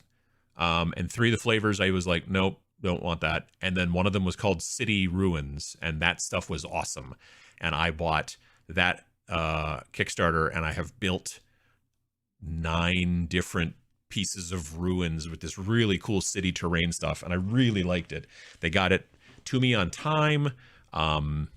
It goes together really well. It's very well sculpted. I've been really happy with it, and it's cool. But otherwise, I don't have any really other experience, I don't think, with any of the rest of their stuff. How do you feel about GW increasing prices and how that will affect new people looking to start in the hobby? I think it's a bad move long term. I generally do in most situations when you're like, well, we need more profits because we need line go up. So let's crank up the price on this, especially if it's a hobby. Like, corporations have shown that they can crank up the price of gas, and then people will be like, well, I still need to drive places. But people will then start to look real heavily at cars that are more fuel efficient versus cars that aren't, and that kind of stuff. And then eventually over time, like when the gas prices were super crazy high, I don't know, 5, 6, 7, 8 years ago. And then all of a sudden people just started buying stuff that was looking more towards electric cars and all kinds of stuff like that. Or they started carpooling more. And then all of a sudden gas prices went way down again because people were like, oh, geez, no, they stopped buying gas. We got to stop that. Same with food, people are kind of beholden to it. But when you're talking about a hobby, something that is specifically, a luxury, it's something that you should do for enjoyment. It's not something you need to do to survive, technically. Man, yeah, no, when you decide that this little, commissar model is now $45 for a single, I'm like, get out of here with that stuff. That's crazy. So yeah, no, I think that they're pushing the line too far, and it's going to mess with them and, of course, mess with the hobby to some degree. Now, some people will say, well, this will drive people to go and buy models from other companies that are cheaper, you know. And I just recently talked about, a Why I Like It video about Anvil Industries and showed, look, you can get 10 models here for $35 and you can custom do all the stuff and it's great and all that kind of jazz. But you need to know about that. And you can't necessarily just go into a store and pick those things up because they pretty much only sell online. But when you're new getting into the hobby, you only know Warhammer. I mean, it's like, if you're just now getting into movies, kind of, obviously you're probably going to end up watching a bunch of Marvel movies because they come out every 15 minutes and they're humongous and there's giant lines waiting for people to get in there. So you're like, well, those must be good. And I'm not saying they're not good. I'm just saying that they're very popular. And so people gravitate towards the popular thing, especially when they're first getting into a hobby. So that's why, like, I don't really play 40K. I don't play GW games anymore except for Warcry. I don't play any of the other games for the most part. I still talk about them here and there when there's like big news and stuff, because the mission of this channel is to get people into the hobby. So it'd be like if I was trying to get people into cars, but I never talked about Chevy and Ford. That would be weird. You know what I mean? Like that's kind of hard. It's a hard sell to get people into, you know. So what I do is I talk about Chevy and Ford, which is to say Games Workshop, but I also like to talk about other games and other companies and things like that, and hopefully sneak that in under the radar to people so that they start understanding that the entire hobby is not just Games Workshop. So yeah, I don't know. The price raises, especially, I mean, you know, big giant corporations are always going to raise prices. I would say that these most recent ones are a bit too far, and I think it's going to be bad long term. I think it's going to be good short term because they'll be able to go, hey, look at that line, it went up. But you know, other than that, I don't think it's great for the hobby over time. Happy 10 years, hope for 10 more. Start using Wet Palette after your video and won't ever go back. Wet Palette is dope, by the way. Congrats on 10 years. Hey, 12 Neef, how you doing? Found out about you 7 years? Probably, yeah, that sounds about right. Well, maybe even longer ago. I remember you being in one of my classes at, I think it was at Adepticon, right? I think it was at Adepticon. My Wet Palette is the 15-pack Ferrero Rocher packet. I put filtered and boiled water in it and haven't cleaned it in a year or longer. Well, that's pretty cool. I have smaller Green Stuff World Wet Palette after the Game Club Christmas party, and I like it. Small and works almost as well as a sandwich box. Nice. Thanks for all the videos. Completely changed the way I paint and how I approach my mini painting. Currently got talked into 15mm British bolt action, so painting those today. Well, that's kind of interesting. I haven't painted 15mm in like a long time. I was in Flames of War for a hot minute back nearly 10 years ago, as it turns out. So yeah, I was kind of interested in that for a while, and then I kind of stopped. But yeah, painting the little tiny people is I found it to be hard. It should be easier because you should just be like, bloop, there you go. That's the face painted and a little bit, merp, there you go, there's that. But I don't know, it's just, yeah. The tanks were fun. I enjoyed painting the tanks, but the little people were hard. Thank you for 10 years of great videos. Tabletop Minions is my favorite hobby channel, and the community is great too. I agree the community is great. And thank you for saying, I appreciate that.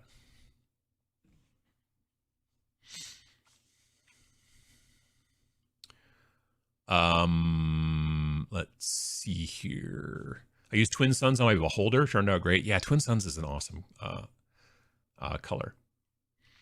I've seen digital sculptors doing Patreon tribes, selling on Cults 3D and Etsy as well, basically pulling in cash from all directions. Oh yeah, no, I mean, that's the thing. Like I said, it's a situation now where if you're a good 3D sculptor who understands how STLs need to be made, you can, and you have like a really cool, like visual kind of like style or whatever, or come up with like interesting things. Yeah, you can do real well. You can even make reasonable money as a sculptor who gives away the models. I do open source, open forge, and can still get reasonably paid for your Patreon. Well, that's cool.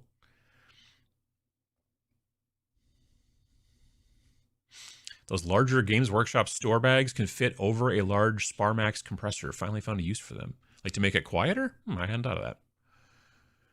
Nice to see some artists finally having some power in their hands, sculptors and Patreon. Yeah, no, I agree. Made it back from the playground with the kiddos. Thanks for all you do. Rescued Ruckus, I appreciate it. I hope you had fun with the kids. Time to get some dudes out of the LA. LA is totally awesome. That could be. Just pulled my Pirates Crew Space Station Zero shirt out of the mailbox. Nice. Such great art. My notebook is en route. Prepping to play continues. Nice. Good to hear it, Jim. Yeah. I'm wearing my hoodie for Rain and Hell. Can you? There you go. But I'm not wearing a Space Station Zero shirt today, or it's just black. But yeah, no, they've been the stuff's been turning out real well. I really like the stuff, and I'm working on new store for Tabletop Minions as well.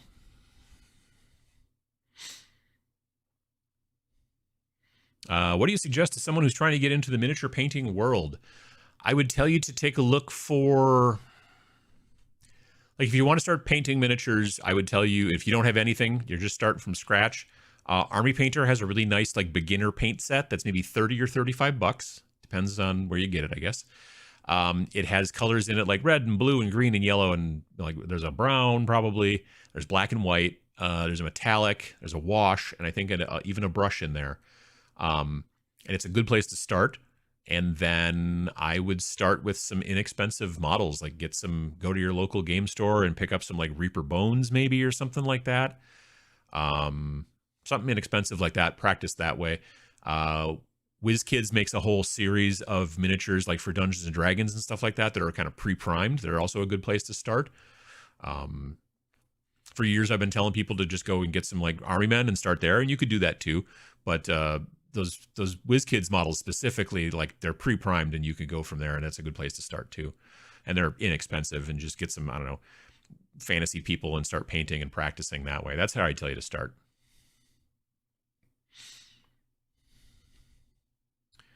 I'm new to all of this, and you've helped me get into Warcry. Thanks. Absolutely, Simon. One thing I would like to ask is, why are some acrylic paints so thin, like red ones? I need to put 3 layers on. Red is a strange color across the board. It's something to do with the pigments. Like, do you remember when, like, I don't know when I was in grade school, we would, in art class, paint with not acrylics, but these stuff called tempera paints, which maybe are acrylic, I don't know, but it's like a powder. And you had to mix it with water and stir it up, and then that's what, And my art teacher, because I asked my art teacher, I'm like, I can't get this red tempera paint to mix properly. Like, you would pour water in there, pour some powder, and and the powder would just sit on top, and it was never, you'd have to really work to get it to mix right. And the teacher was like, excuse me, he said that red as a color is really hard, like, to make the pigment work in paint. And there was a bunch of science reasons. And I was in like 6th grade, so I don't remember them anymore. But red is a difficult color. Some manufacturers make their paints a lot thinner, and some make them thicker. I would say that Games Workshop paints are very thick, in my opinion, usually too thick. As far as opaque paints, they're contrast paints. Like, honestly, they make a contrast color called Blood Angels Red that is spectacular. It's probably my favorite red almost. And it works great. But it's a transparent contrast paint, right? Some color. My favorite opaque paints, frankly, are Monument Hobbies. They're very fluid, but they're not too thin. They're very dense pigment. They work great. I like them a lot. I'm a big fan of the Monument Hobby stuff. So that's what I use. But yeah, red is a difficult color kind of across the board. Red is very frequently, like, if you'll notice, like I don't know, they don't really have video stores so much anymore, but it used to be like they would put up posters in the window at the video store, for upcoming movies or movies that have come out or whatever. And it was always the red pigment that would get bleached out by the sun first and that kind of stuff. Yeah, red's just a weird color.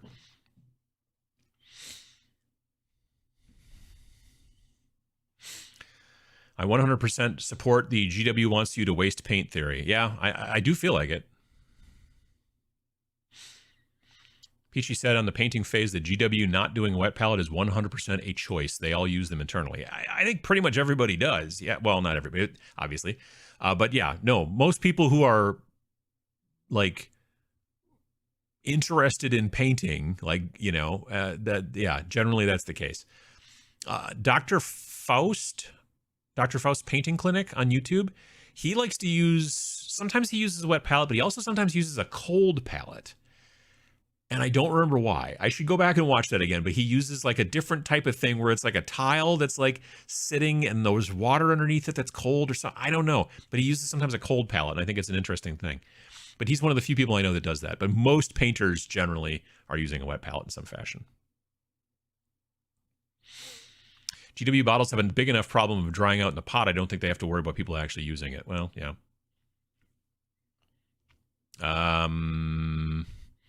There is truth in the finish of GW primer is different than the pot color. That said, I agree that they do that on purpose more.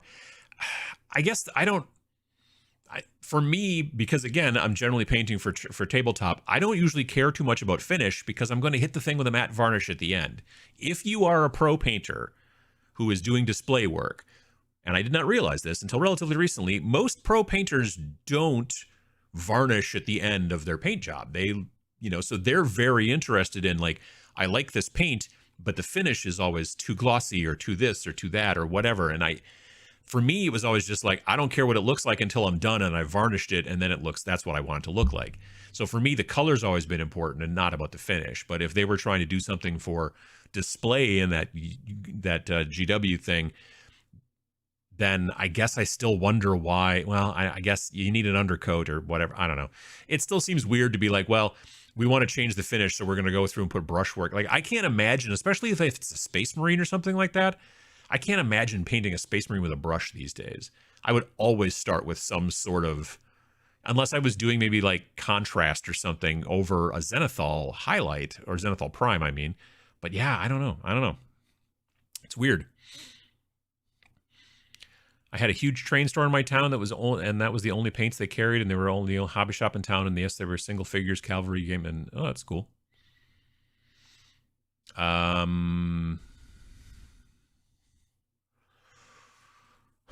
Finally caught this live. Greetings from South Karelia, Finland. Well, thank you. Thanks to you for coming by.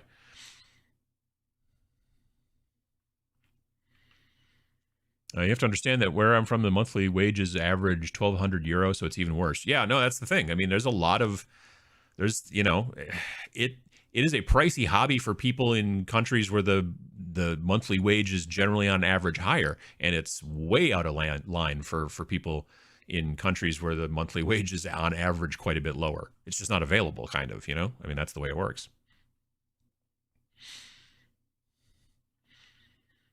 I have a budget for my hobby. My spending stays the same, but I get less stuff. So GW does not make any more money off of me. I think the recent price hike was a huge mistake. Yeah. And like, they're like, oh, it's like 6% on average. And you're like, well, yes, but you do have some things in there that were like 22% price hikes, which is crazy. And then there's like, well, we didn't do paints, we didn't do books. You're like, great, that's nice. But still, I don't know I don't know. It's just, and then like I said, what's her name? Commissar Castellan, Ursula Creed. When I saw that model, I was like, that's a super cool model. I kind of want that model. And then I was like, $45? Is that a typo? And it wasn't. Like, single normal figure. She's probably a little bit bigger than this guy in that she's standing on like a pile of rubble, and $45 for a single figure. It's just, yeah, no, they've, like I said, I think they've gone a little nuts that way.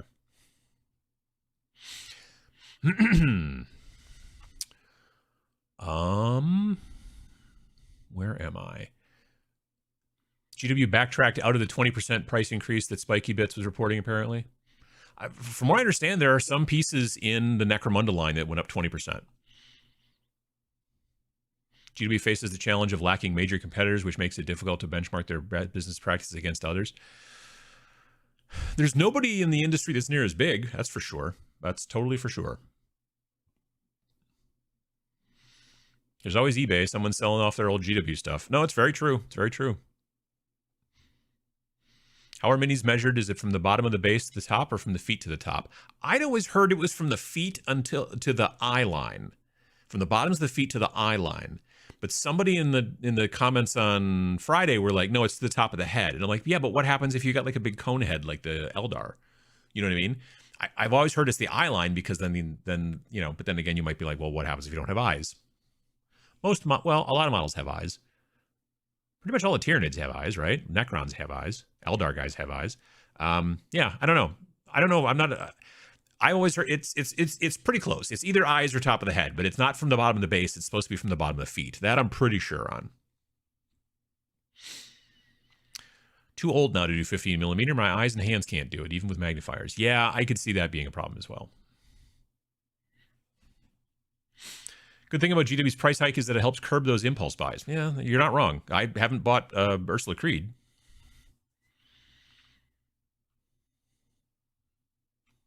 One thing I learned about any art, there will be mistakes, but unless they're huge, the only one that notices is you. In some situations, yeah, I get you that. Emily, how are you doing? Congratulations on 10 years, my friend. Because you were so kind, welcoming, and safe when we met in 2018, it gave me the courage to dip my toe into a wonderful community and make lasting friendships. And you've become a hell of a painter, by the way, as well. I appreciate that, Emily. Emily won a couple of medals at Capital Palette in 2019. I think it was 2019, right? It was before the pandemic. So yeah. But yeah, absolutely. I appreciate it. Thank you very much. And I'm looking forward to seeing you soon. We'll probably see each other at Adepticon. Looking forward to it. Tried to get my kids into Warhammer and they found it intimidating to hobby. Yeah, I save myself money in the long run as they won't be asking me for Warhammer presents. And I said, it's true. I think very few younger kids are interested in the hobby portion of it. There are some, certainly, that are actually like, oh, this is awesome. I love this. And that's great. But I don't know that. Yeah. I mean, it's, you would think it's a young person's hobby, but it doesn't seem to be. I will tell you for sure, looking at my analytics on my YouTube channel thing, that the 13 to 17-year-old demographic is like 1% of my viewers. So, you know, that's not necessarily ironclad, but it is definitely showing that people who are doing it are generally 25 and older, heading towards 40 kind of sometimes. And part of that is, I think, just because of the particular type of interest, but it's also partially because you're like, I wasn't interested in army style games even way back in the day, because I was like, I don't have that kind of money, like to buy an entire army. You know what I mean? Like when I finally decided that I was going to try to build an entire Tau army, when I was getting into 5th edition finally for the first time, like I had to save up money for quite a while, and I went to my local, we didn't even have a game store in town at the time. I went to my local comic shop who could order stuff from like ACD and like Alliance and other distributors. They couldn't order direct from GW. Basically if you prepaid, they would give you like 20% off or something like that. So I prepaid, and I think I dropped like $400 to get, at the time, probably roughly about 1,500 points of Tau. And this is in, Jesus, I don't know, 2008 or something like that. This is quite some time ago, whenever 5th edition was, I don't know. But yeah, it's, which is why I'm glad, like at the time there was no kill team really, and there was no like skirmish style. You basically, if you wanted to get into Games Workshop, you either got into 40K and you built like a 1,500 to 2,000 point army, or you got into Warhammer Fantasy Battles and you built like roughly the same thing. And it was not cheap. So it's tough for younger people to get into it for sure. But now with like, you know, a kid could get into, if they were interested, get into Warhammer Underworlds and stuff like that for pretty inexpensive, you know, not too bad. Thank you for 10 years of awesome videos. I would love to hear your thoughts about Vallejo's Express color line. I've got no access to it. I don't know that anybody carries it anywhere near me. That's like their contrast, right? Because who does dipping inks? Dipping inks is also contrast kind of related, but it is like, that's Green Stuff World, I think. Yeah, I think so. But yeah, there's like a place in town that does model color and game color Vallejo, but it's like the army, or no, what's it called? Hobbytown USA, but nobody else really carries that stuff around here, unfortunately. I have a friend who's been picking up heavy body acrylic paint, monopigment stuff, and thinning it down. He loves it. Yeah, there's a group of specifically display painters who are getting into paints that are really designed a little bit more for the fine arts as opposed to model painting, but there's definitely things you can do with that, and that's very cool. An itch. Really love Pro Acryl for Monument Hobbies. Me too. Picked up several of them 2 weeks ago, and I haven't touched any other paint in my collection except for AK Runner Black. Nice. Yeah, I like their white paint. I think is probably the best white paint out there. I love their bold Pyrrole Red is spectacular, or pure Pyrrole Red. It's bold titanium white and pure Pyrrole Red. But there's tons of colors. Like I think I own all their colors. I did have to expand my paint rack recently and add a second paint rack so I could move those paints, because I picked up, Ninjon's signature series and Vince's signature series, of course. These new boarding action rules seem like what Kill Team should have been. Definitely been getting rules fatigue from GW. I haven't taken a close look at the boarding action stuff. I've read a little bit about it, but I haven't taken a look at it. Been a busy day, and now I'm out of energy. See you next one. Absolutely. GW knows that their core customers will buy stuff no matter the price. They have no interest in new players or casual players. That's a real dumb move, because these core players will eventually leave, whether they either just get so tired of the pricing, or they have kids and now they're like, well, now I don't have the time, or they die. Like, there's all kinds of reasons that you should always be focusing on getting new people in the hobby. So they are definitely focusing on getting new people in the hobby, but they're also trying to, really like kowtow to the shareholders, and so they got to make that line go up. And so they do it by, in my opinion, kind of damaging, their overall long term, because when you start raising prices so high that people are like, I'm going to go do something else, that'll add up over time. You know what I mean? Sure, there will be people who'll be like, all right, whatever, I got to buy it because I need it. But there's going to be less and less of that over time, I think. I've heard some people are having issues with monument caps. You've had any issues? I use the unscrewy kind, the ones that normally come with it. And I mean, sometimes you get a little bit of gunk on the end. You just got to wipe off with a piece of paper towel, but it's not too bad. I haven't had any problems. Currently, Dr. Faust uses a tile on an ice pack wrapped in a towel. Only person I've ever seen that uses... Yeah, that's the cold palette that I was talking about. That is interesting. I don't know I should go back and watch his video about it, because I think he tries to explain why he does it that way, and it's interesting.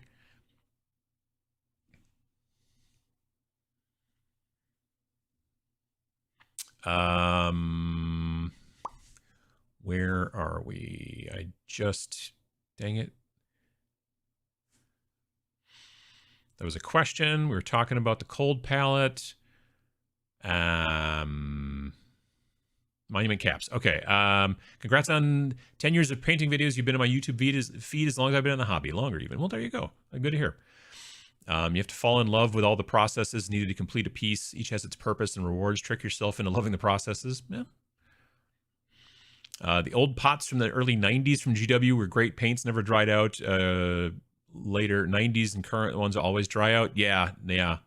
I do have some issues with, especially even with contrasts now. I'm getting them where they're like, they won't close properly anymore. And so you have to either try to get in with like a screwdriver and try to get it out. And it's difficult. I have to say, you're a huge ambassador for the hobby. I always look forward to your videos. So much sagely advice and sensible opinion. Keep doing what you do. We all benefit. Well, I appreciate that. That's very nice of you to say there, Tom. Just wait for GW to start selling airbrushes. They'll be rebranded no-name China brands at prices way over Iwata. Maybe. Never understood the way GW charges for figures if Bandai can sell you more plastic for less. Well, I mean, if you think about it, like I said, that Ursula Creed, she's $45. For $5 more, you can get a squad of 10 of the new Cadian Shock Troopers. That's kind of weird, right? Doesn't that seem weird? I think that seems weird.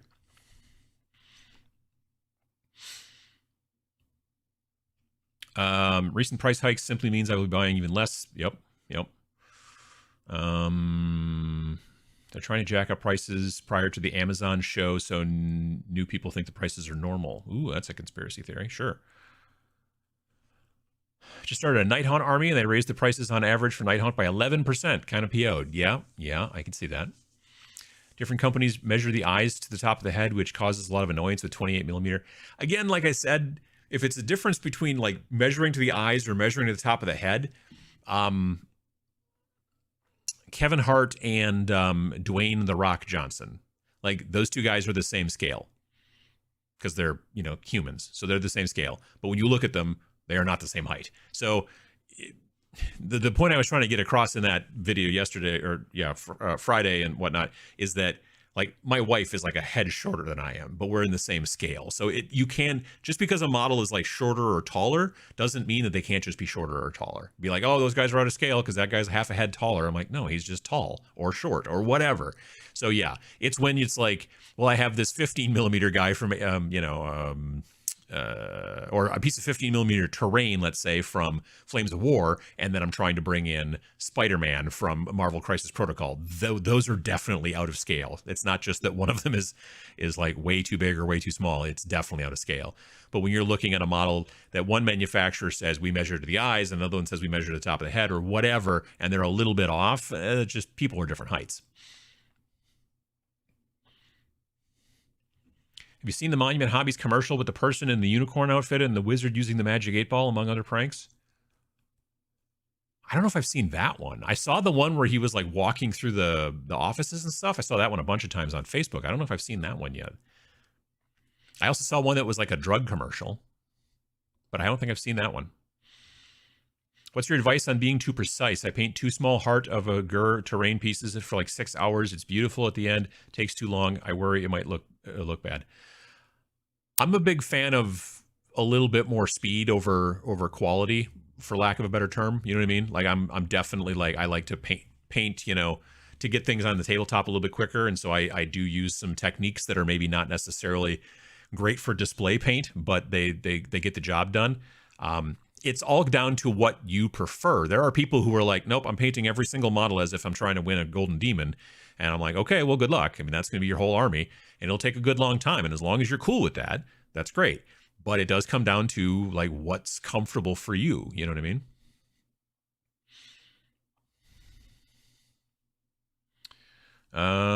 Let's see here.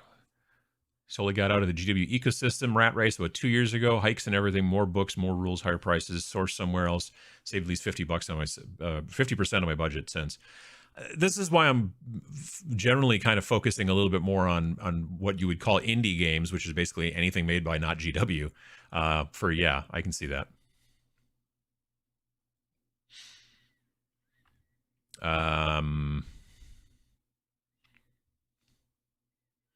28 millimeters, an average human male from the bottom of the feet to the top of the head. At 28 millimeter scale, a miniature that is from the bottom of the feet to the top of the head is 5'7" in scale. Is that what the minimum? Because I'm like 6'2", so I don't. What's the average? Can't wait to hang with you and steal pebbles from the hotel. Nice. So glad you have been here to help so many enter the hobby. Well, I mean, it's the idea. It's the mission. When I first started the channel back in a long time ago, a long time ago, when my hair was darker and I was a bit skinnier and whatnot. I started the channel because I just wanted to learn how to make videos, kind of, and I thought I should focus on a hobby, because then that way it's like when you're a kid in school and you're in art class or whatever, and they give you crayons and paper and you're like, I don't know what to draw.